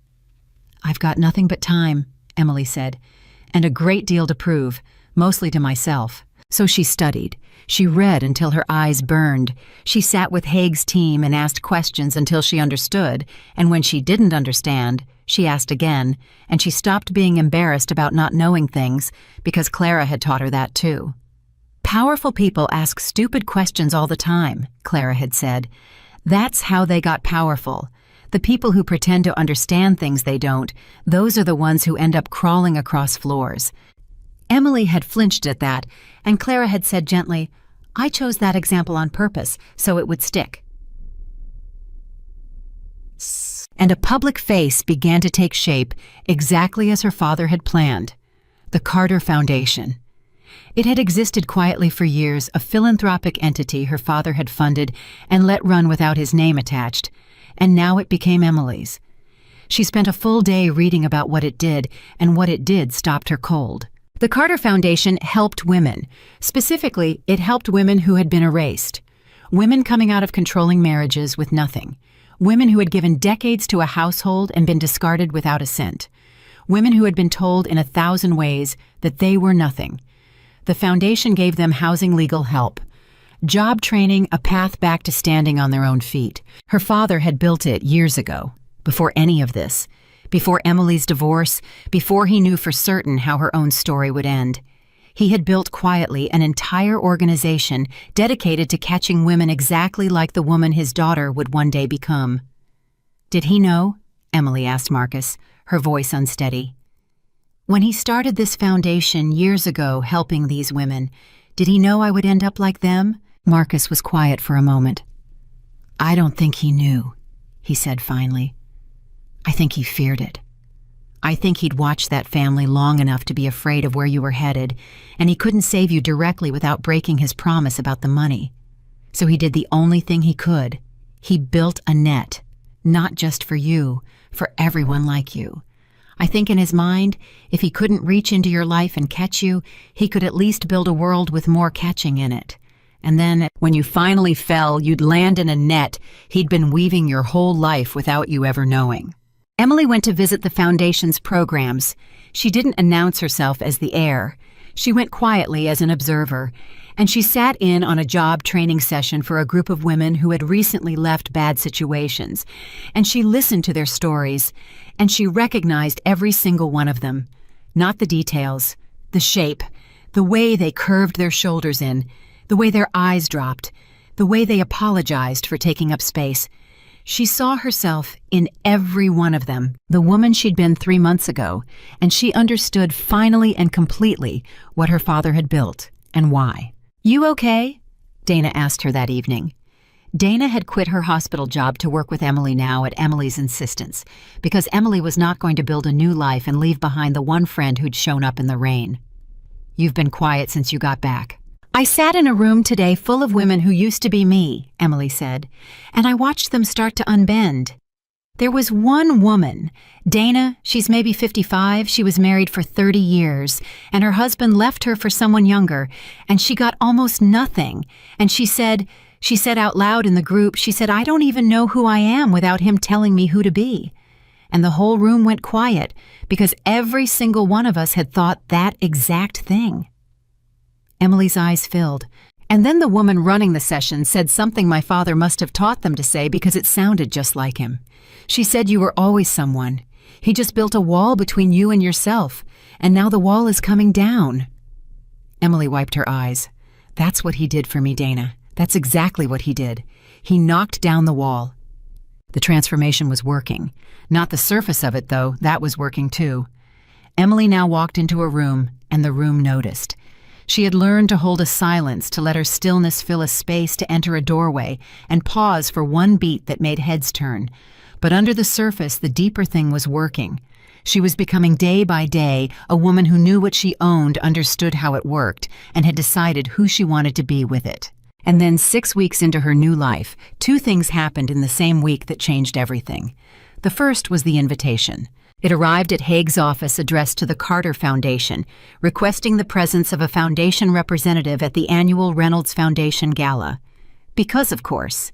Because the Reynolds family ran a charity foundation too, a glossy, self-serving thing that existed mostly to launder their reputation and network with important people. And every year they held a gala, and every year the important charities of the city sent representatives, and this year, the Carter Foundation was on the list. Haig brought the invitation to Emily personally. You don't have to go, he said. There are a dozen people I could send in your place, but I thought you should decide. Emily held the heavy, embossed card in her hands. She had stood beside Victoria at 3 of these galas as Jason's wife. She had helped organize one of them. She knew exactly what room it would be held and exactly which people would be there, exactly how it would smell and sound. She knew that Victoria would be there and Jason would be there and probably Sophia would be there on Jason's arm. And she knew with total clarity what her father had meant in his letter. "There's a place set aside for you," she said aloud. "Table 4. He wrote that in the letter. I didn't understand it." She looked up at Haig. "Did he arrange this? Did he know about the gala?" Haig hesitated. "Your father made a substantial anonymous donation to the Reynolds Foundation 8 months ago. Substantial enough that the donor entity was guaranteed a seat at the head of the room at all future galas. Table 4. It's one of the closest tables to the stage historically reserved for the largest donors." He paused. "He set it up before you knew any of this existed. He bought you a seat at the very center of their most important night, months ago. He knew somehow that this was where it would end, or begin." Emily set down the invitation. "He built the ending," she murmured, remembering the letter. "Trust the people I've left in your path. There's a place set aside for you. Table 4. You will understand when the time comes." "I'll go," she said. "Tell them the Carter Foundation accepts, and tell them its representative will be sitting at table 4. The second thing happened 2 days later. Emily was in Haig's offices going over the foundation's finances when his assistant knocked and said there was a call and it was urgent and it was about the Reynolds account. Haig took it in his office and came out a few minutes later with a strange expression. "That was our servicing agent," he said, "the one who handles the Reynolds debt. Victoria Reynolds has requested an emergency meeting. She's finally realized how much trouble she's in.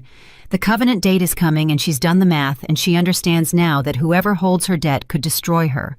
She wants to meet with the debt holder, to beg, essentially, to negotiate." He looked at Emily. "She has no idea who she'd be meeting with. Our agent didn't tell her, obviously, but she's asking. She's frightened, and she's asking to sit down face to face with the person who holds her fate." "Wasa hidi sasamig." Emily was quiet for a long moment. "What did you tell her?" she asked. "Nothing yet. I wanted to ask you. It's your decision, Miss Carter, entirely. You could refuse the meeting and keep her in the dark until the gala. You could send me to meet her and keep yourself hidden.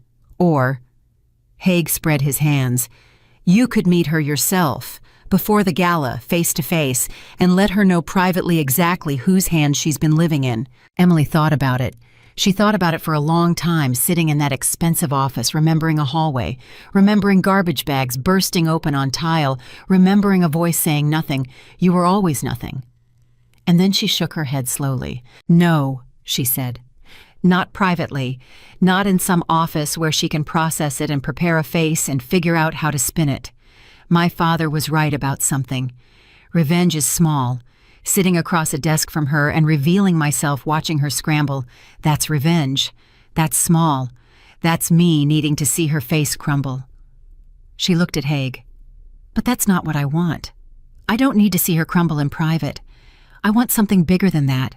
I want to walk into that gala, that room full of those people who watched me get erased and said nothing, and I want to sit at table 4 at the center of her most important night, and I want her to look across the room and slowly, slowly realize, in front of everyone, with no time to prepare a face, with the whole world watching."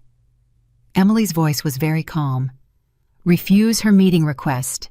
Tell her the debt holder isn't available to meet, but that they'll be attending the Reynolds Foundation Gala and would be happy to speak with her there.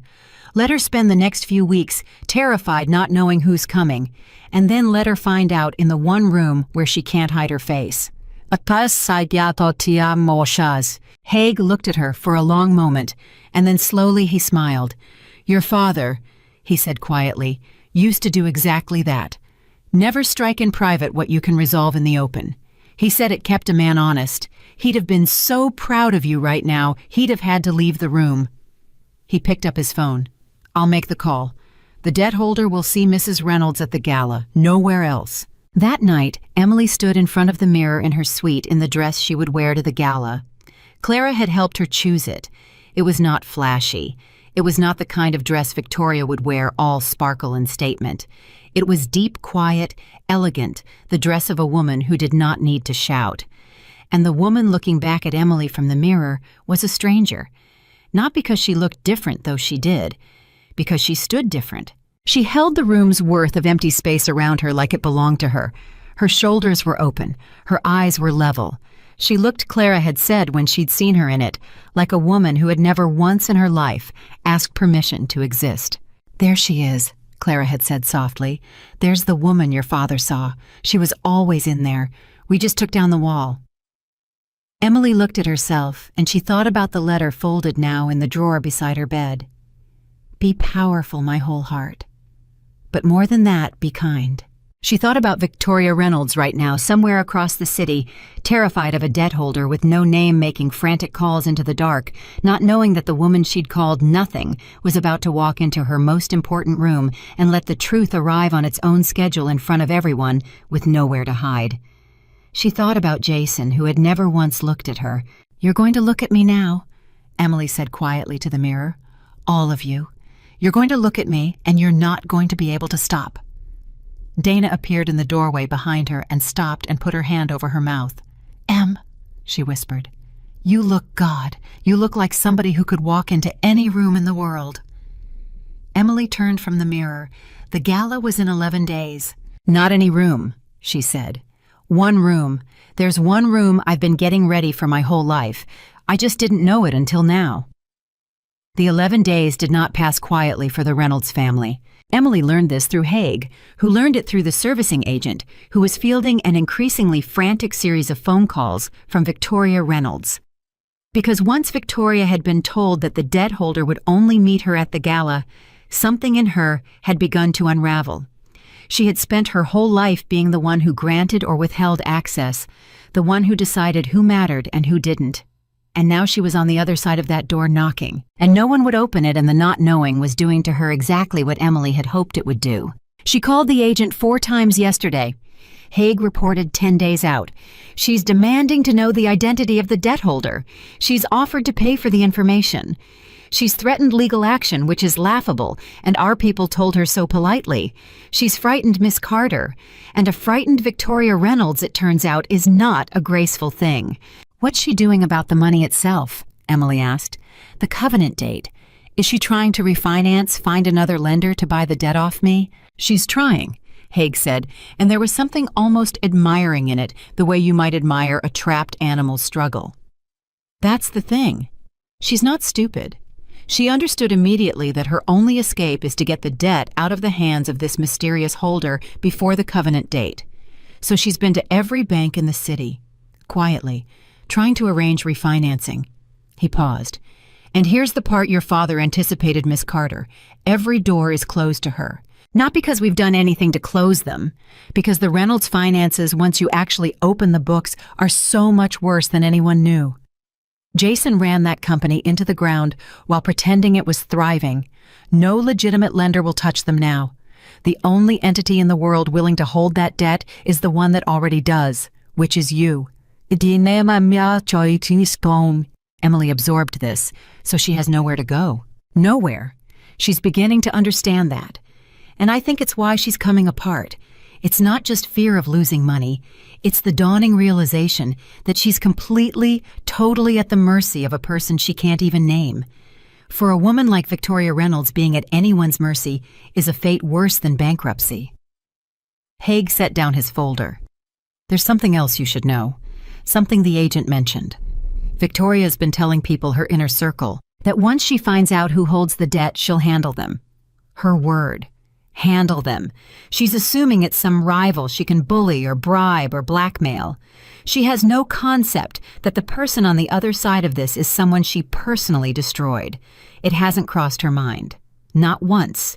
Because in her world, the people she destroys stay destroyed. They don't come back holding the deed to everything. Emily was quiet for a moment. "She really doesn't think about me at all, does she?" she said. It wasn't quite a question. 3 months, and she hasn't wondered once where I ended up. "No," Haig said gently. I don't believe she has. To Victoria Reynolds, you stopped existing the moment you walked out of that courthouse. You were a problem, and the problem was solved, and solved problems don't occupy space in a mind like hers. He looked at her. That's going to make the gala rather remarkable, Miss Carter, because a person can only be truly stunned by something they never saw coming, and she is not going to see you coming, right up until the moment she does. The days ground on, and while Victoria unraveled, Emily prepared. Clara worked with her every single day now, and the work had changed character. It was no longer about teaching Emily anything. It was about rehearsal. Clara would set up scenarios. You've just entered the room. A donor you don't know approaches and tries to test you to figure out if you're important.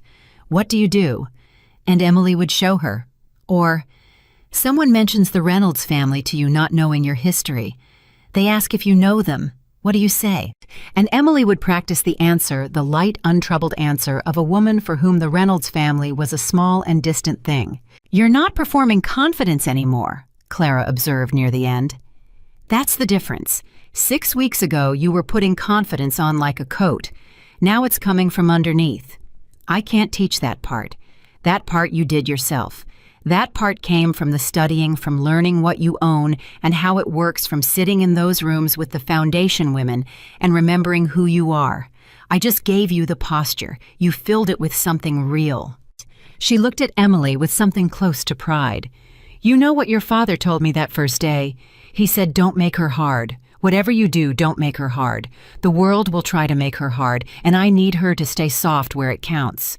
And I told him, Arthur's softness and strength aren't opposites. The strongest people I've ever known were the softest. It's the weak ones who have to be hard. Clara smiled. You're going to walk into that gala as the strongest person in the room and the softest. That's a combination Victoria Reynolds has never once encountered because she's spent her whole life confusing cruelty with power. It's going to short-circuit her. Bandi Santia. 3 days before the gala, Emily did something she hadn't told anyone she was going to do. She went back to see the foundation women, not as an observer this time. She asked to speak to the group, the same group she'd sat quietly in the back of weeks before. The woman running the program, a warm, sturdy woman named Renata, introduced her simply as someone from the foundation who wanted to share a few words. Emily stood in front of the room of women who used to be her, and for a moment, the old fear rose up, the fear of taking up space, of being seen, and she felt her shoulders want to curve in. And then she thought of her father, and she let them stay open, and she began to speak. 3 months ago, she said, I walked out of a courthouse with 3 garbage bags and $37. My husband of 11 years wouldn't look at me. My mother-in-law threw my clothes on the floor and called me nothing.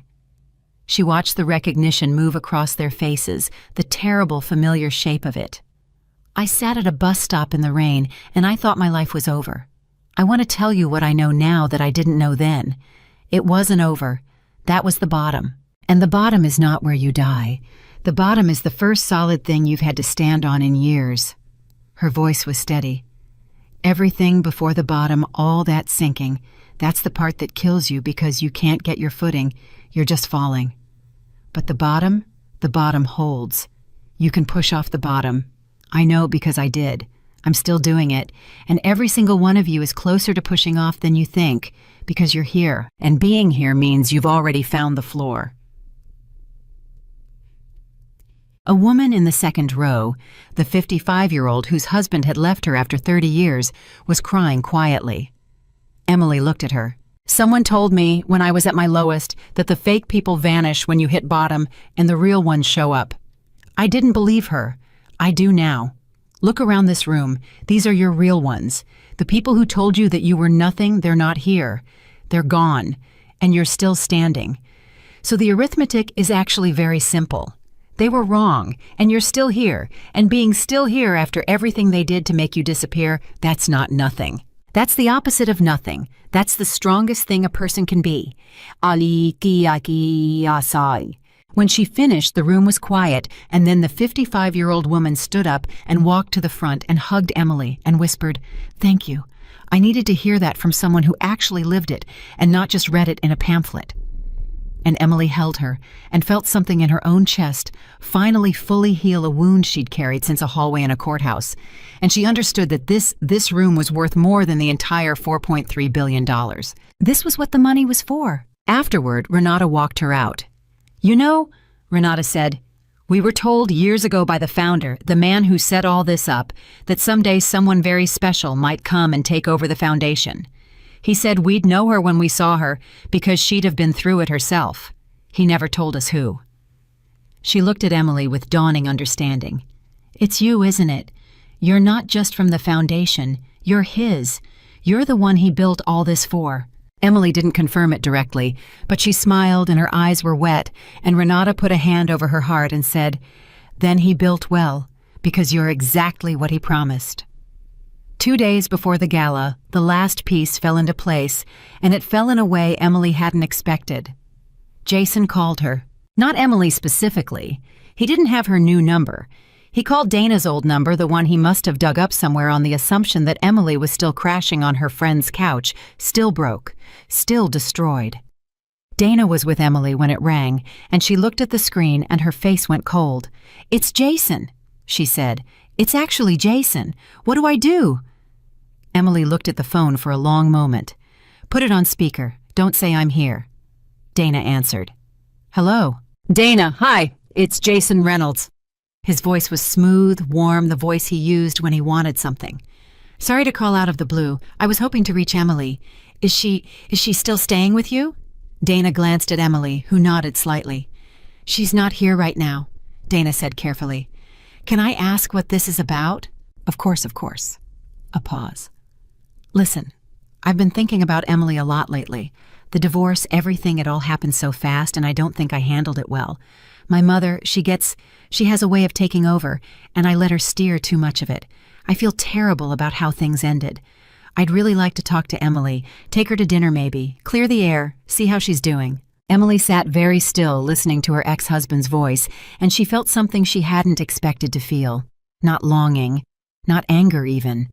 She felt a kind of clinical curiosity, the way you might examine a scar and marvel that it once bled. "That's kind of you," Dana said, her voice admirably neutral. "Why now, though? It's been 3 months. Why the sudden concern?" There was a pause on the line, a fraction of a second too long, and in that pause, Emily heard everything. "No sudden concern," Jason said a touch too quickly. "I've been worried about her the whole time. Things have been complicated with the business, and I finally have some breathing room, and I want to make sure she's okay. That's all.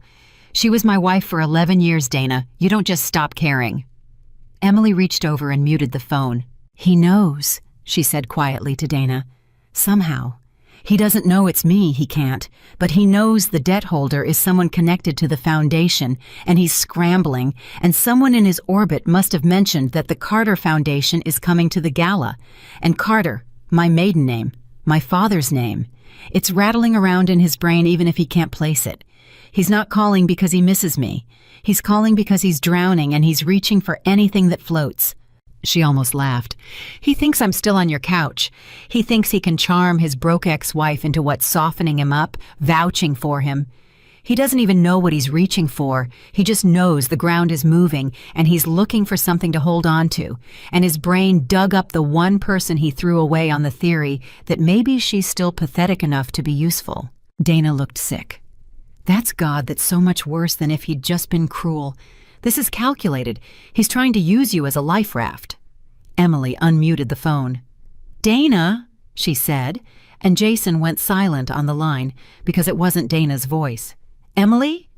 Jason's voice changed instantly, warmed, brightened, and the speed of the change told her everything about how genuine any of it was. "Emily, you're there. God, it's good to hear your voice. How are you? How have you been?" "I've been fine, Jason," Emily said. Her voice was calm and level and gave him nothing. Clara would have been proud. "Better than fine, actually." I'm so glad to hear that. Listen, I meant what I said to Dana. I've been thinking about you, about us, about how it all ended. I wasn't fair to you. I let my mother run the whole thing, and I stood there and let it happen, and that wasn't right." A pause, and then the pivot so smooth she almost missed it. "I'd love to see you, catch up. And honestly, I could use a friend right now. Things have gotten complicated on my end. The business, we've hit a rough patch. Nothing we can't handle, but it's stressful, and I keep thinking about the old days when it was just us before all the family stuff. There it was, the rough patch, the reaching hand. Emily closed her eyes for a moment, and then she made a decision. She would not tell him. She would not reveal a single thing. Because the gala was in 2 days, and the greatest possible version of this moment was not on a phone. It was in that room. "You know what, Jason," she said. "I appreciate you calling. I do. It means something that you'd reach out." She let the warmth into her voice just enough, and she hated how easily she could do it, how 11 years of managing this man had taught her exactly which notes to play. "As it happens, I'm going to be at the Reynolds Foundation Gala this year." The silence on the line was total. Jason said, "You're going to the gala." "I am. I've gotten involved with a charity and they have a seat, so I'll see you there.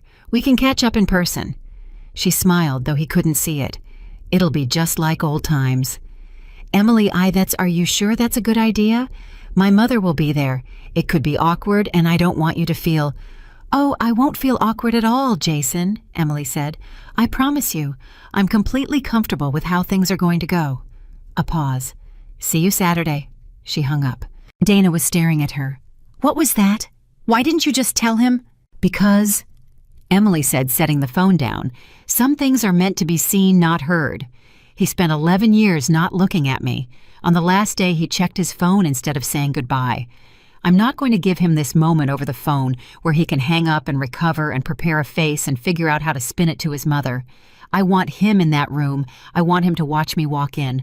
I want to watch the exact moment he understands.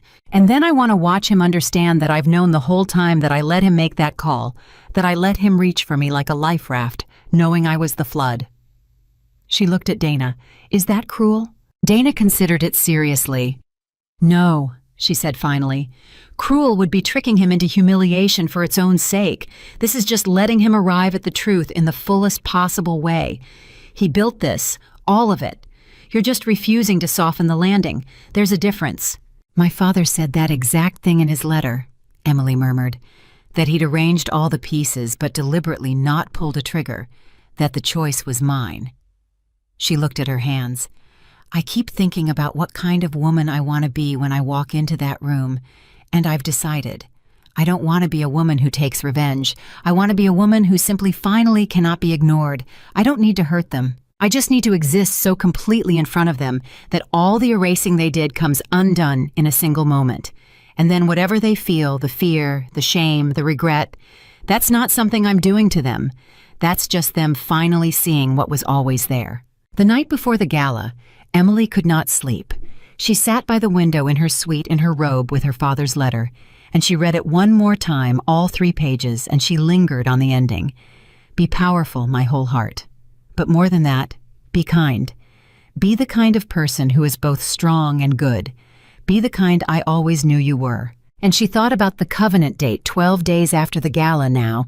She thought about the fact that she held the power to erase the Reynolds family the way they'd erased her to call the debt and watch their whole world collapse in an afternoon. She could do it. It was entirely within her power. Her father had built the machine specifically so that she could. And she had decided she wasn't going to. Not like that. She'd made the decision quietly over the past weeks without announcing it even to herself. And now the night before the gala, she understood it fully. She would restructure the Reynolds debt. She would not forgive it. She was not a saint, and they had earned no forgiveness, but she would not detonate it either. She would hold it. She would let them live inside her hand, aware every single day of exactly whose ground they stood on, exactly who could end them, and had chosen not to. Because collapse would be over in an afternoon, and then it would be done, and they could tell themselves they'd been unlucky, been ambushed, been victims. But to live every day in the knowledge that the woman they'd called nothing held their entire world and was simply choosing not to close her fist, that was not revenge. That was justice with a memory. That was a wall coming down slowly in reverse so they could feel every brick. And there was one more thing she'd decided, the thing that made it all make sense, the thing her father had built the foundation for. She would make it conditional. The restructuring, the survival of the Reynolds business, all of it. She would tie it to terms. And the terms would not be about money. The terms would be that the Reynolds family fund in perpetuity, out of their own diminished pockets, the work of the Carter Foundation. The women they helped, the women exactly like the woman Victoria had thrown out with the trash. Victoria Reynolds would spend the rest of her working life financing the rescue of women just like Emily, and she would have to sign the papers herself, and she would know every quarter when the payment went out exactly what she was paying for and why. Emily set down the letter. "That's the ending, Dad," she whispered to the photograph on the nightstand, to the laughing young man holding a baby up to the light. "Not their collapse, their reckoning. You built the machine. But I get to decide what it makes, and it's going to make something good out of what they broke. That's better than revenge. That's the only thing better than revenge." She looked out over the city one last time before bed. Somewhere out there in a big, cold house, Victoria Reynolds was lying awake, terrified of a debt holder with no name, unable to imagine that the shape of her doom was a woman she'd already forgotten. Somewhere out there, Jason was rehearsing charming things to say to his broke ex-wife at a gala, not knowing he'd already begged a hurricane for shelter. And here at the top of the city, Emily Carter sat calm and awake and ready, a woman who no longer curved her shoulders in, no longer dropped her eyes, no longer asked permission to take up space. Tomorrow she would walk into the one room she'd been getting ready for her whole life. Tomorrow she would sit at table 4. She turned off the light, and in the dark she was not afraid at all. She turned off the light, but sleep did not come. Around 2 in the morning she gave up, put on her robe, and found Dana awake too, sitting in the suite's living room with a cup of tea, unable to sleep either. "You couldn't sleep?" Emily asked. "Are you kidding?" Dana laughed softly. "My best friend inherited $4 billion and is about to walk into the lion's den tomorrow. I haven't slept properly in a week." She patted the couch beside her. "Sit. Talk to me. What's going on in that head of yours?" Emily sat. For a while she didn't say anything. Then quietly she said the thing that had actually been keeping her awake. "I'm scared I'm going to walk into that room and turn back into her," she said. "The old me, the one who curved her shoulders in. I've spent 6 weeks becoming someone new, but that room, Dana, that room is where it all happened. Those are the people who watched me get small. What if I walk in and my body just remembers? What if I stand in that doorway and 11 years come flooding back and I shrink right there in front of all of them?" Dana set down her tea. "Can I tell you something Clara told me because she pulled me aside last week and said something I've been holding on to for you?" She turned to face Emily. "She said the old Emily isn't your enemy. She said the mistake people make is thinking you have to kill your old self to become your new self. She said that scared woman who curved her shoulders in, she's the one who survived 11 years in that house. She's the one who kept you alive. She's the reason you're here. You don't walk into that room having killed her. You walk in with her holding her hand saying, 'Look, we made it. We're safe now. You don't have to be small anymore. I've got us.'" Emily's eyes filled. "So if your body remembers tomorrow," Dana went on, "if you feel yourself start to shrink, don't fight it. Just tell that scared woman inside you gently, 'It's okay, we're safe now, I've got us.' And then stand up straight. Not because you've beaten her, because you're protecting her. That's what your dad did, Em. He didn't build all this to erase who you were. He built it to protect her. The little girl in that photograph, she's still in there. You're not walking into that room to prove she was wrong to be scared. You're walking in to make sure she never has to be scared again." Emily put her head on her friend's shoulder and cried quietly, and it was a good cry, the kind that empties something out and leaves room for something better. And when it was done, she felt calm in a way she hadn't felt in weeks. "How did I get so lucky to have you?" she whispered. "You didn't get lucky," Dana said. "You showed up in the rain, and I came, and that's not luck. That's just what real ones do. Now go to bed. You've got a war to win tomorrow, and you're going to win it by being the softest, strongest person in the room." The next morning, the day of the gala, moved slowly, and then all at once. Marcus came by mid-morning to go over logistics. He would drive her. She would arrive at 8, not early. Not late. At the moment the room was full, but the program hadn't yet started. The moment of maximum witness. Haig would already be inside.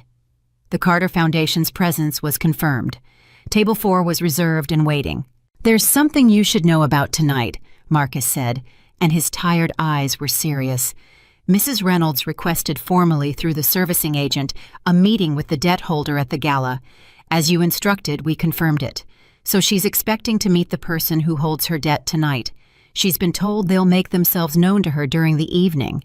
He paused. She spent 2 weeks imagining who's going to walk up to her. She's braced for a rival, a competitor, some businessman she can maneuver against. She has built an entire strategy in her head for how she's going to handle this person. He looked at Emily. She is not braced for you. There is no version of tonight in her mind where the debt holder is you. When she realizes it's going to be the single most disorienting moment of her life, are you ready for that? "I've been ready for 3 months, Emily said. "I just didn't know what I was ready for until recently." Clara arrived at 4 to help her prepare. Not just the dress and the hair, though there was that. Mostly it was the last rehearsal, the final settling of the new self into the bones. "Walk for me," Clara said one last time. Emily walked across the suite, and Clara watched, and this time she didn't shake her head. This time she went very still, and her dark eyes went bright. "There she is," Clara said softly. "Not a trace of the apology left, not one. You walk like the floor belongs to you now." She came and took Emily's hands. "Listen to me. Tonight when you walk into that room, I want you to remember one thing above everything else. You are not walking in to make them see you. That's the trap. If you walk in needing them to react, then they still have power over you because you need something from them. No, you walk in for you. You walk in because you have every right to be in that room, more right than any of them, and their reaction is not the point. Their reaction is just weather. It'll happen around you and you'll let it happen, and it won't touch you because you didn't come for it. You came because you belong there. Do you understand the difference? "I don't need them to see me," Emily said slowly, testing the words. "I just need to be there." Exactly. And the paradox is that's precisely what makes them unable to look away. A person who needs to be seen, everyone can smell that, and it makes them small. A person who genuinely doesn't need it, who's simply calmly fully there, that's the person the whole room orbits. Because it's so rare. Because everyone else in that room is performing, is desperate to be seen, and you'll be the one person who isn't. Clara squeezed her hands. "Your father understood that better than any man I ever met. He was the richest person in every room he ever entered, and no one ever knew, because he didn't need them to know. That's real power, not the kind you announce, the kind you simply have." By 7:30, Emily was ready. She stood in front of the mirror in the deep, quiet, elegant dress, her hair done simply, almost severely, no flash, no statement, nothing that shouted. And the woman in the mirror looked back at her with level eyes and open shoulders and the unmistakable stillness of someone who had stopped asking permission to exist. Dana came in dressed for the gala herself because Emily had insisted she come too as her guest at table 4. Dana looked at Emily in the mirror, and her breath caught. "Em," she whispered, "if those people could see you now." "They're about to," Emily said. Her father's letter was folded and tucked into her small evening bag. She wasn't going to read it there. She just wanted it with her. She wanted him with her. On the nightstand, the photograph of the laughing young father holding his baby daughter up to the light watched her go. Marcus was waiting downstairs with the car. As Emily stepped out of the elevator into the lobby, he straightened, and for a moment he simply looked at her, and his eyes went bright and wet, the same way they had that first day outside Dana's apartment. "Forgive me," he said, his voice thick. "It's just, he would give anything to see you right now, anything in the world, and I keep thinking maybe he can. Maybe somehow he can." He opened the car door. "You look like a Queen Miss Carter, but more than that. You look like his daughter. You look exactly like his daughter." They drove through the city as the light faded. Emily watched the buildings slide past the same city where 3 months ago she'd sat at a bus stop in the rain with $37 and 3 garbage bags, believing her life was over. And she thought about how the same city could hold both of those women, the one at the bus stop and the one in this car, and how the distance between them was not measured in dollars at all. It was measured in something else, in the difference between falling and standing, in the difference between being told you were nothing and finally fully knowing that you never were. Marcus, she said as the venue came into view up ahead, lit up and gleaming cars lining up out front, the whole glittering machinery of the Reynolds family's most important night.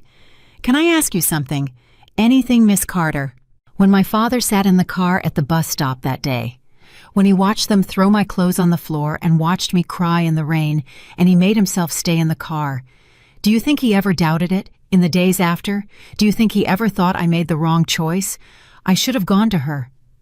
Marcus was quiet for a moment, navigating the car toward the entrance. "Every single day," he said finally. He doubted it every single day for the rest of his life. He told me once near the end, when he was very sick, he said, "Marcus, if I was wrong, if leaving her in that rain broke something in her instead of strengthening it, then I'll have failed at the only thing that ever really mattered. I'll have gotten everything else in my life right and gotten the one thing wrong that I'd trade all of it to get right."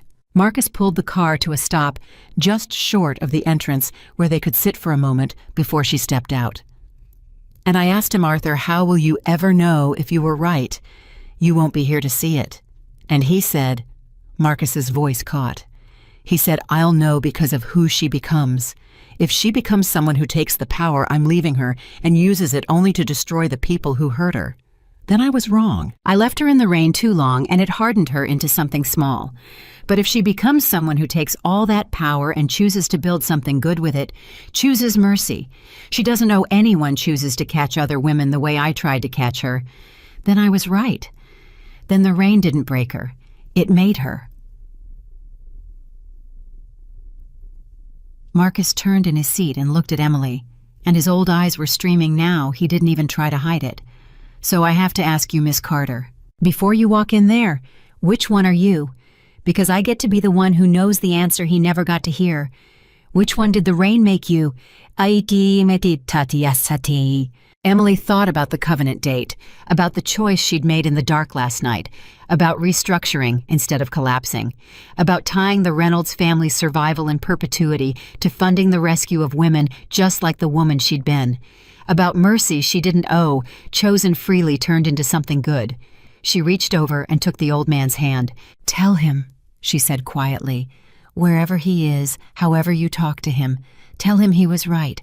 Tell him the rain didn't break me. It made me. And tell him I'm not walking in there tonight to destroy anyone. I'm walking in to build something, just like he did. Tell him his daughter turned out to be the second kind, the kind that's strong and good, the kind he always knew I was." Marcus pressed her hand between both of his, and he bowed his head over it. And for a moment, neither of them said anything at all. Then he lifted his head, wiped his face, and became the driver again, composed and steady. "He heard you," Marcus said. "I don't know how I know that, but he heard you." He put the car back in gear and eased it forward toward the entrance, toward the lights, toward the door. "Are you ready, Miss Carter?" Up ahead, the doors of the venue stood open, spilling golden light onto the sidewalk. Inside was the room, the people who had watched her disappear, Victoria, who had called her nothing, Jason, who had never once looked at her, and a table 4, at the very center of it all, reserved months ago by a dying man who had known somehow that this was where his daughter's story would turn. Emily looked at the open doors.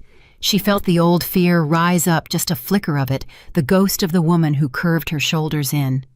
And gently, the way Dana had taught her, she said to that woman inside her, "It's okay, we're safe now, I've got us." Then she straightened her shoulders, lifted her eyes, and let all the fear go. "I'm ready," she said.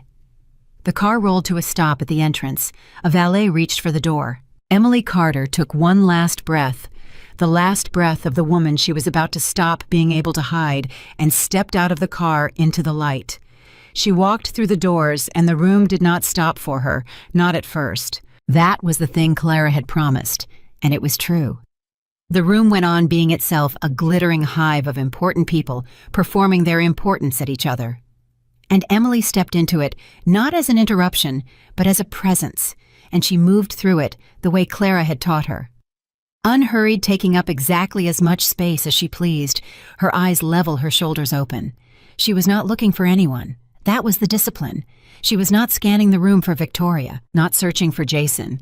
She simply moved through the space as though she had every right to be there, because she did more right than any of them. And slowly, the way a pond registers a stone dropped into it, the room began to feel her. A man near the entrance, a donor she vaguely recognized from years ago, turned as she passed, and his eyes followed her, and she saw the small confusion flicker across his face.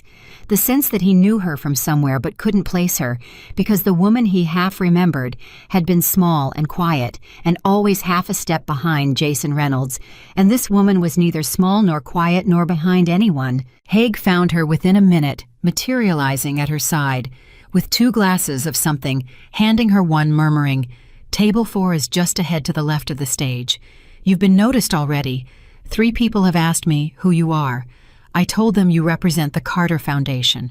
The name is doing interesting things around the room. Carter. People are starting to wonder." His eyes glinted. "The debt holders' meeting with Mrs. Reynolds is set for during the dinner service. She's been told the party will approach her table. She's braced. She's watching the door for whoever she thinks is coming." A pause. "She's looked at you twice already and dismissed you both times. She doesn't recognize you. You've changed too much." Emily took a sip from the glass. "Where is she?" "Don't look for her," Haig said gently. "Remember, you didn't come for her. Sit at your table. Be present. Let the room come to you. It already is." Emily let him guide her toward table 4, and as she moved, she felt the eyes multiplying, felt the low current of attention shifting in her direction, the way a room's weather changes when someone new and unreadable enters it. Because she was unreadable. That was the thing. Everyone else in the room came with a label, attached a known quantity, a place in the hierarchy. Emily came with nothing but her presence, and a name people were beginning to whisper. And in a room built on knowing exactly who everyone was, an unknown who carried herself like she owned the floor was the most magnetic thing imaginable. She reached table 4. Dana was already seated, and beside her were 2 empty chairs and several occupied ones, and Emily recognized the occupants as she sat, and her breath caught just slightly, because these were not minor people. These were some of the most significant donors and figures in the entire city. The people who sat closest to the stage, the people everyone else in the room wanted the attention of. Her father had bought her a seat not at the edge of the room, but at its beating heart. An older woman to her left, elegant, sharp-eyed, a name Emily knew from the business pages, turned to her with frank curiosity. "I don't believe we've met, and I know everyone at this table. You are Emily Carter," Emily said. And she said it the way Clara had taught her, simply with no apology and no performance, letting the name sit in the air. The woman's eyes sharpened. "Carter, as in the Carter Foundation, as in the Carter Foundation. I've admired that foundation's work for years," the woman said slowly. "The founder was famously private. No one ever knew who was behind it. And now here you are at table 4 with the founder's name." She studied Emily with open, recalculating interest. "You're connected to him, aren't you? The man who built it." "He was my father," Emily said, and it moved through the table like a small electric current. That phrase, "my father," connected to a name and a foundation, and a level of quiet wealth that everyone at that table understood in their bones, even if the rest of the room didn't yet. The elegant woman set down her glass. The man across the table leaned in. And Emily, who 3 months ago had crawled across a courthouse floor gathering her clothes off the tile, found herself at the center of a table of the most powerful people in the city. All of them turned toward her, all of them wanting to know more. She did not perform for them. She answered their questions simply and honestly, and asked them questions in return, real ones, because she had spent 6 weeks learning how the world she now belonged to actually worked, and she could hold her own in any conversation at that table, and they felt it, the substance underneath the presence. This was not a pretty young heir coasting on a fortune. This was someone who understood things, someone who had, they could all sense it, been through something and come out the other side made of iron. And across the room, Victoria Reynolds was working the crowd. Emily didn't watch her. She didn't need to. She could track Victoria's progress by the way the room bent around her, the little eddies of deference and social calculation that followed a woman like Victoria wherever she went. Emily knew that walk, that laugh, that way of touching an arm and leaning in and making a person feel briefly chosen. She'd watched Victoria do it at a dozen galas. She'd once been on the receiving end of it herself back in the very beginning, before Victoria had decided what Emily was. The dinner service began, and Emily knew from Haig that this was when it would happen. Somewhere in the room, Victoria was expecting the debt holder to approach. She was braced for a stranger, a rival, a man in a suit she could maneuver against. She had built a whole strategy for it, and she had no idea that the strategy was worthless because there was no maneuvering against what was actually coming. It was Jason who saw her first. He'd been circulating too, playing the role of the gracious host's son, and at some point during the first course he drifted toward the front of the room, toward the important tables, and his eyes swept across table 4, the way everyone's eyes swept across table 4, drawn by the gravity of the people sitting there. And his gaze passed over Emily and moved on, and then half a second later snapped back. She watched it happen. She had promised herself she wouldn't search for them, and she hadn't, but Jason had come into her field of view on his own, and so she let herself look at him calmly, levelly, as his face went through its transformation. First the blankness of non-recognition, then the flicker of familiarity, then the widening of the eyes as the pieces refused to fit, as his brain insisted that the woman at the center of table 4 could not possibly be the woman he'd left crawling across a courthouse floor, the woman he'd called 2 days ago on the assumption she was still broke and sleeping on a couch, the woman who'd said oh so lightly, "See you Saturday." Jason froze. He was standing in the middle of the room with a drink in his hand, and he simply stopped mid-step and stared at her. And Emily held his gaze, and she did not smile, and she did not glare. She just looked at him fully, the way he had never once looked at her. And she let him see that she saw him, and that she had known the whole time exactly what his phone call was. She watched him understand it. She watched him understand that she'd been at table 4 the whole time he was on the phone rehearsing charming things to say to his pitiful ex-wife. She watched the blood drain from his face. He didn't come over. He couldn't. He turned too fast and nearly collided with a waiter, and he set his drink down somewhere, and he moved toward the edge of the room, toward his mother. And Emily watched him go, find Victoria, watched him lean in and say something urgent in her ear, and watched Victoria wave him off, annoyed not listening because Victoria was watching the door, still waiting for the debt holder she thought was coming. And her son was babbling about something that couldn't possibly matter as much as the meeting that would decide whether the family survived. And then Jason said something that made Victoria stop. Emily saw it. She saw Victoria go still. She saw Jason gesture once small and desperate toward the front of the room, toward table 4, and she saw Victoria turn. Their eyes met across the entire room. For a long moment, nothing happened. Victoria's face did exactly what Jason's had done. The blankness, the flicker, the refusal. Emily watched the woman who had called her nothing look directly at her and fail at first to see her because the Emily in Victoria's mind was a solved problem, a discarded thing, a woman who did not exist anymore. Victoria's eyes actually moved away, dismissing her, and then Jason must have said the name, must have said Carter, because Victoria's eyes snapped back, and this time they stayed. And Emily watched the exact instant the wall came down, the exact instant the impossible became undeniable, the exact instant Victoria Reynolds understood. Emily saw her mouth form a word. She was too far to hear it, but she could read it on the woman's lips. You. Emily did not react.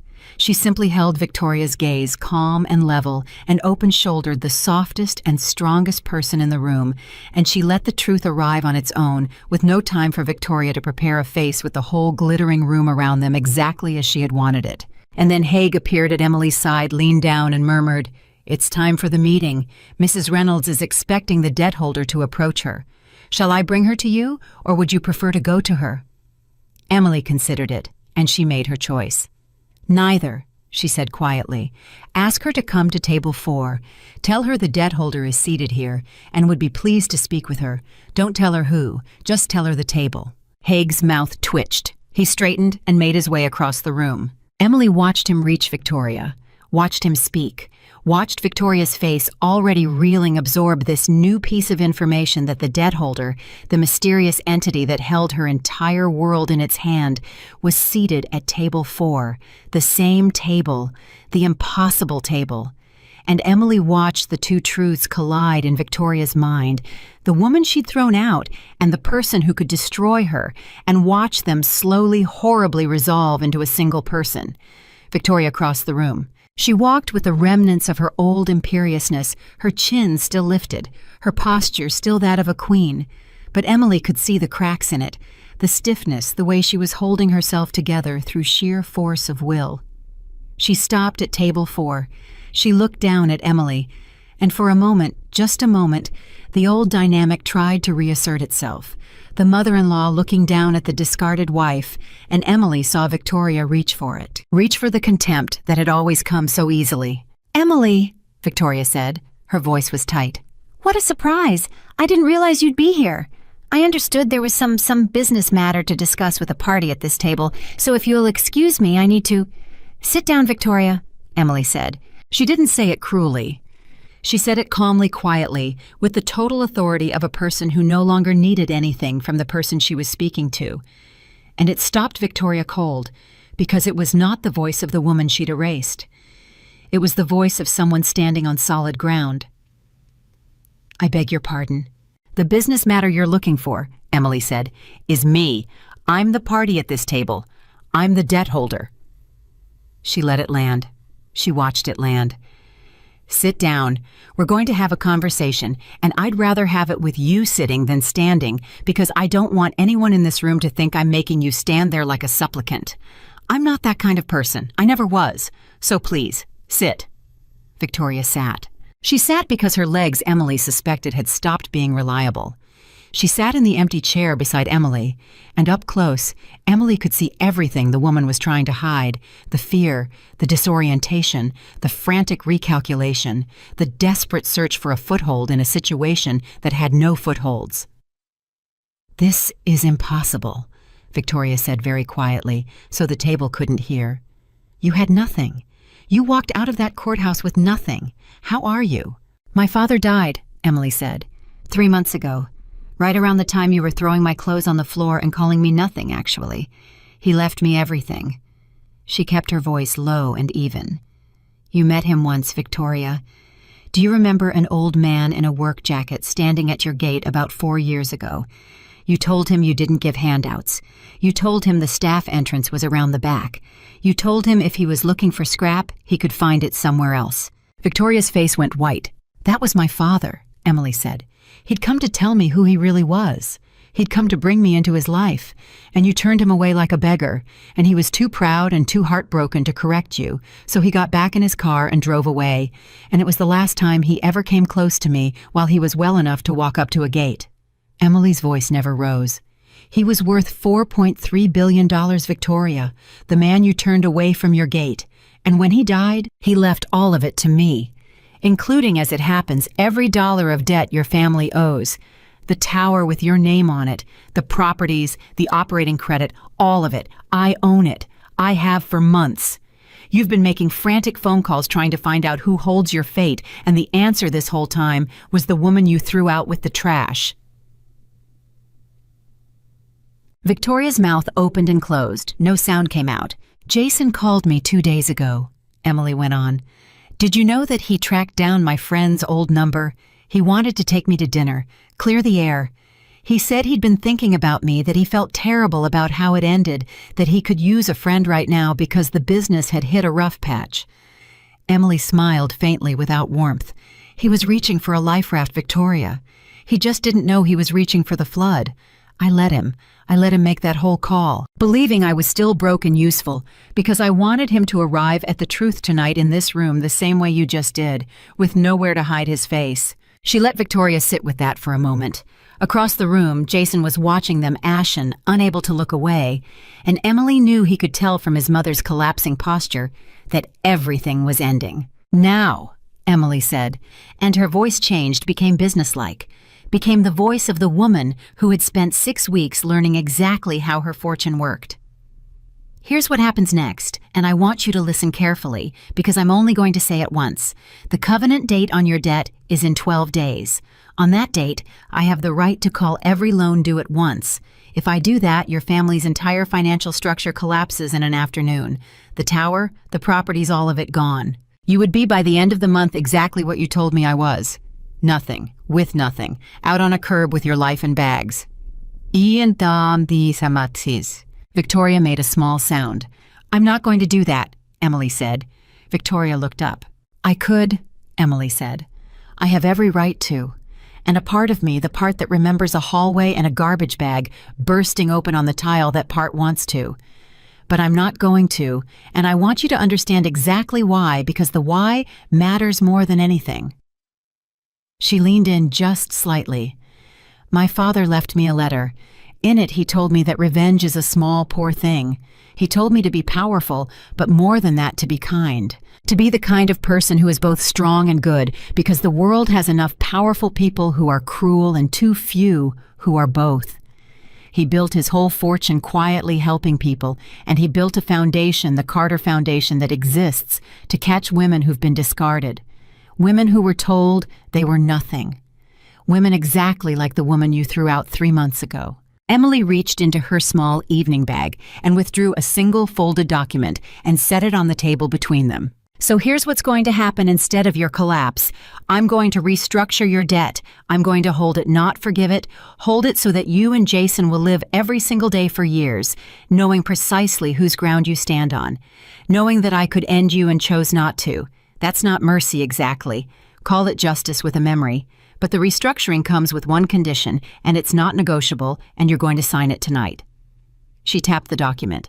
The Reynolds family will fund in perpetuity, out of your own diminished pockets, the work of the Carter Foundation. Every quarter, a payment will go out from your accounts to fund housing, legal help, and job training for women who've been erased by families exactly like yours. You will sign these papers yourself, Victoria. And every quarter when that payment leaves your account, you will know exactly what you're paying for and exactly why. The whole table had gone quiet now. They couldn't hear the specifics, but they could feel the gravity of it, and they were watching, and Victoria knew they were watching. You want me, Victoria whispered, to spend the rest of my life funding a charity for women like you. I want you, Emily said, to spend the rest of your life doing one genuinely good thing, whether you mean it or not. You took everything from women who couldn't fight back. Now you're going to give it back to hundreds of them forever. Your money is going to rescue the exact kind of woman you tried to destroy. And there's a poetry to that I think even you can appreciate. She slid a pen across the table. Sign it, and your family survives humbled but intact. Refuse it. And I call the debt in 12 days and you find out what the bus stop feels like in the rain. It's the only choice you have left, Victoria. It's the only choice I'm giving you, which if you think about it, is one more choice than you gave me. Victoria stared at the document. Her hand shook, and then because there was no other move on the board, because Emily had built the position so perfectly that there was only one square left to move, Victoria Reynolds picked up the pen and she signed. Emily took the paper back and returned it to her bag, and for a moment neither of them said anything. Why? Victoria finally said, and her voice was small, smaller than Emily had ever heard it. Why didn't you just destroy us? You could have. I would have. If our positions were reversed, I would have burned you to the ground, and I wouldn't have lost a minute of sleep. Why didn't you? Emily considered the question seriously. Because if I'd destroyed you, she said, then you'd have made me into you. And my father didn't leave me a fortune so I could become the person who hurt me. He left it so I could become something better. Destroying you would have been the end of the story, a clean, satisfying small end, and then it would have been over, and I'd have gone back to being a woman defined by what was done to her. But this way, it's not over. This way, something good keeps happening for years, forever, out of the wreckage of what you did. This way, the ending isn't your collapse, it's other women's rescue. And that's the only thing in the world better than revenge. She looked at Victoria steadily. You called me nothing, Victoria. And instead of proving I could destroy you, which would have proven nothing, I'm going to spend the rest of my life proving I was always something. By building, by catching people, by being exactly the kind of person you could never understand. She paused. You don't get to be the last chapter of my story. You barely get to be a footnote. That's the worst thing I could possibly do to a woman like you, and we both know it. Victoria had no answer. There was no answer. She rose from the chair unsteadily, and for the first time in the 11 years Emily had known her, Victoria Reynolds looked old and small and afraid, and Emily felt no triumph in it, only a kind of quiet, settled peace. "Goodbye, Victoria," Emily said. "I don't expect we'll speak again. My people will handle the arrangements. Enjoy the rest of the gala." Victoria walked away. She didn't go back to working the room. She went toward the exit, toward Jason, who caught her arm and said something desperate, and Emily watched the two of them, mother and son, standing at the edge of the glittering room they had ruled understanding, for the first time in their lives, what it felt like to have the ground taken out from under them. Jason looked back at her once, across the whole room, and Emily met his eyes one last time the way he had never once met hers. And she gave him nothing, no anger, no grief, no longing, nothing at all. And then she turned back to her table, and she let him disappear from her field of view and from her life permanently without a single backward glance. Dana was staring at her eyes wide and shining. "Em," she breathed. I don't even have words. You didn't even raise your voice." "Power is stillness," Emily said quietly, and she almost laughed because it was Clara's line, and Clara was somewhere in the city right now, waiting to hear how it went. "It's the person who doesn't need to raise their voice because they know everyone's already listening." The gala went on around them. The program started. There were speeches and applause and the ordinary machinery of an important evening, and Emily sat through it at table 4 at the center of the room, and the people at her table treated her as one of their own, as an equal, as someone whose attention was worth having. And more than once through the evening, someone from another table would drift over on some pretext to introduce themselves to the woman from the Carter Foundation, the founder's daughter, the new presence everyone was talking about, and Emily received them all with the same calm grace, neither impressed nor dismissive, simply present, simply herself. At one point, the elegant woman to her left leaned over and said, "You know, I've been to 30 years of these galas, and I don't think I've ever watched someone command a room the way you did tonight without appearing to do anything at all. Whatever happened between you and the Reynolds family, and I can see something happened, you handled it with more class than that family has shown in 3 generations. Your father would be proud." "He would," Emily agreed, and she believed it all the way down. When the evening finally wound down, Marcus was waiting outside with the car. He opened the door for her, and as she stepped out into the night air, he looked at her face, reading it the way he'd learned to read her father's face over 22 years, and whatever he saw there made his tired eyes fill. "It's done," he said. It wasn't a question. "It's done," Emily confirmed. "Not the way anyone expected, but it's done, and it's the way he would have wanted." They drove back through the city, the same streets, and as they passed a certain corner, Emily realized with a small jolt that it was the bus stop. The very one where 3 months ago she had sat in the rain with $37 and 3 garbage bags, believing her life was over, while a silver-haired man watched her from a black car across the street and made the hardest choice of his life. "Marcus," she said, "stop the car for a second. Right here." He pulled over. Emily looked out at the empty bus stop, dark now, ordinary, just a bench and a plastic shelter, the least remarkable place in the world. And she thought about the woman who had sat there. She thought about how sure that woman had been that she was at the end of everything. And she thought about how that woman had been right about one thing and wrong about another. Right that it was the bottom, wrong that the bottom was where you died. "That's where it started," she said softly. "Right there. That's where my real life started. My father knew it. He was sitting right over there watching, and he knew that bench was the beginning and not the end." She was quiet for a moment. "I used to think the worst thing that ever happened to me was walking out of that courthouse. But it wasn't. It was the thing that finally set me free. If they hadn't thrown me out, I'd still be in that house right now, disappearing an inch at a time. And I'd never have known who my father really was, and I'd never have found out who I really was either. They thought they were destroying me. They were setting me loose." "He used to say something like that," Marcus said quietly. "Your father. He used to say the worst day of your life and the first day of your real life are very often the same day. You just can't tell which is which until much later."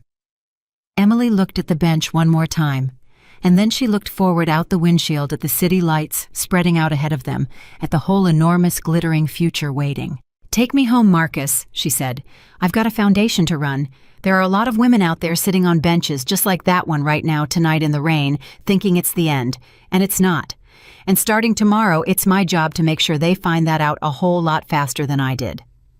The car pulled away from the curb, and the bus stop disappeared behind them, small and dark, and finished just a place where a story had turned. Emily Carter did not need revenge. She never had. She only needed to exist fully and calmly and completely in a world that had tried to erase her, and to take the power a dying father had built for her and turn it deliberately into something good.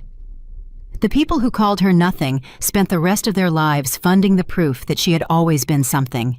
And the woman who once walked out of a courthouse holding 3 garbage bags now walked into any room in the world without ever asking permission to exist. Her father had built the ending, but she was the one who decided what it meant, and she made it mean mercy and strength and the quiet, unshakable truth that no one ever again would be able to make her feel like nothing, because she finally knew all the way down to the bone exactly what she was. She was her father's daughter, and she was only just beginning.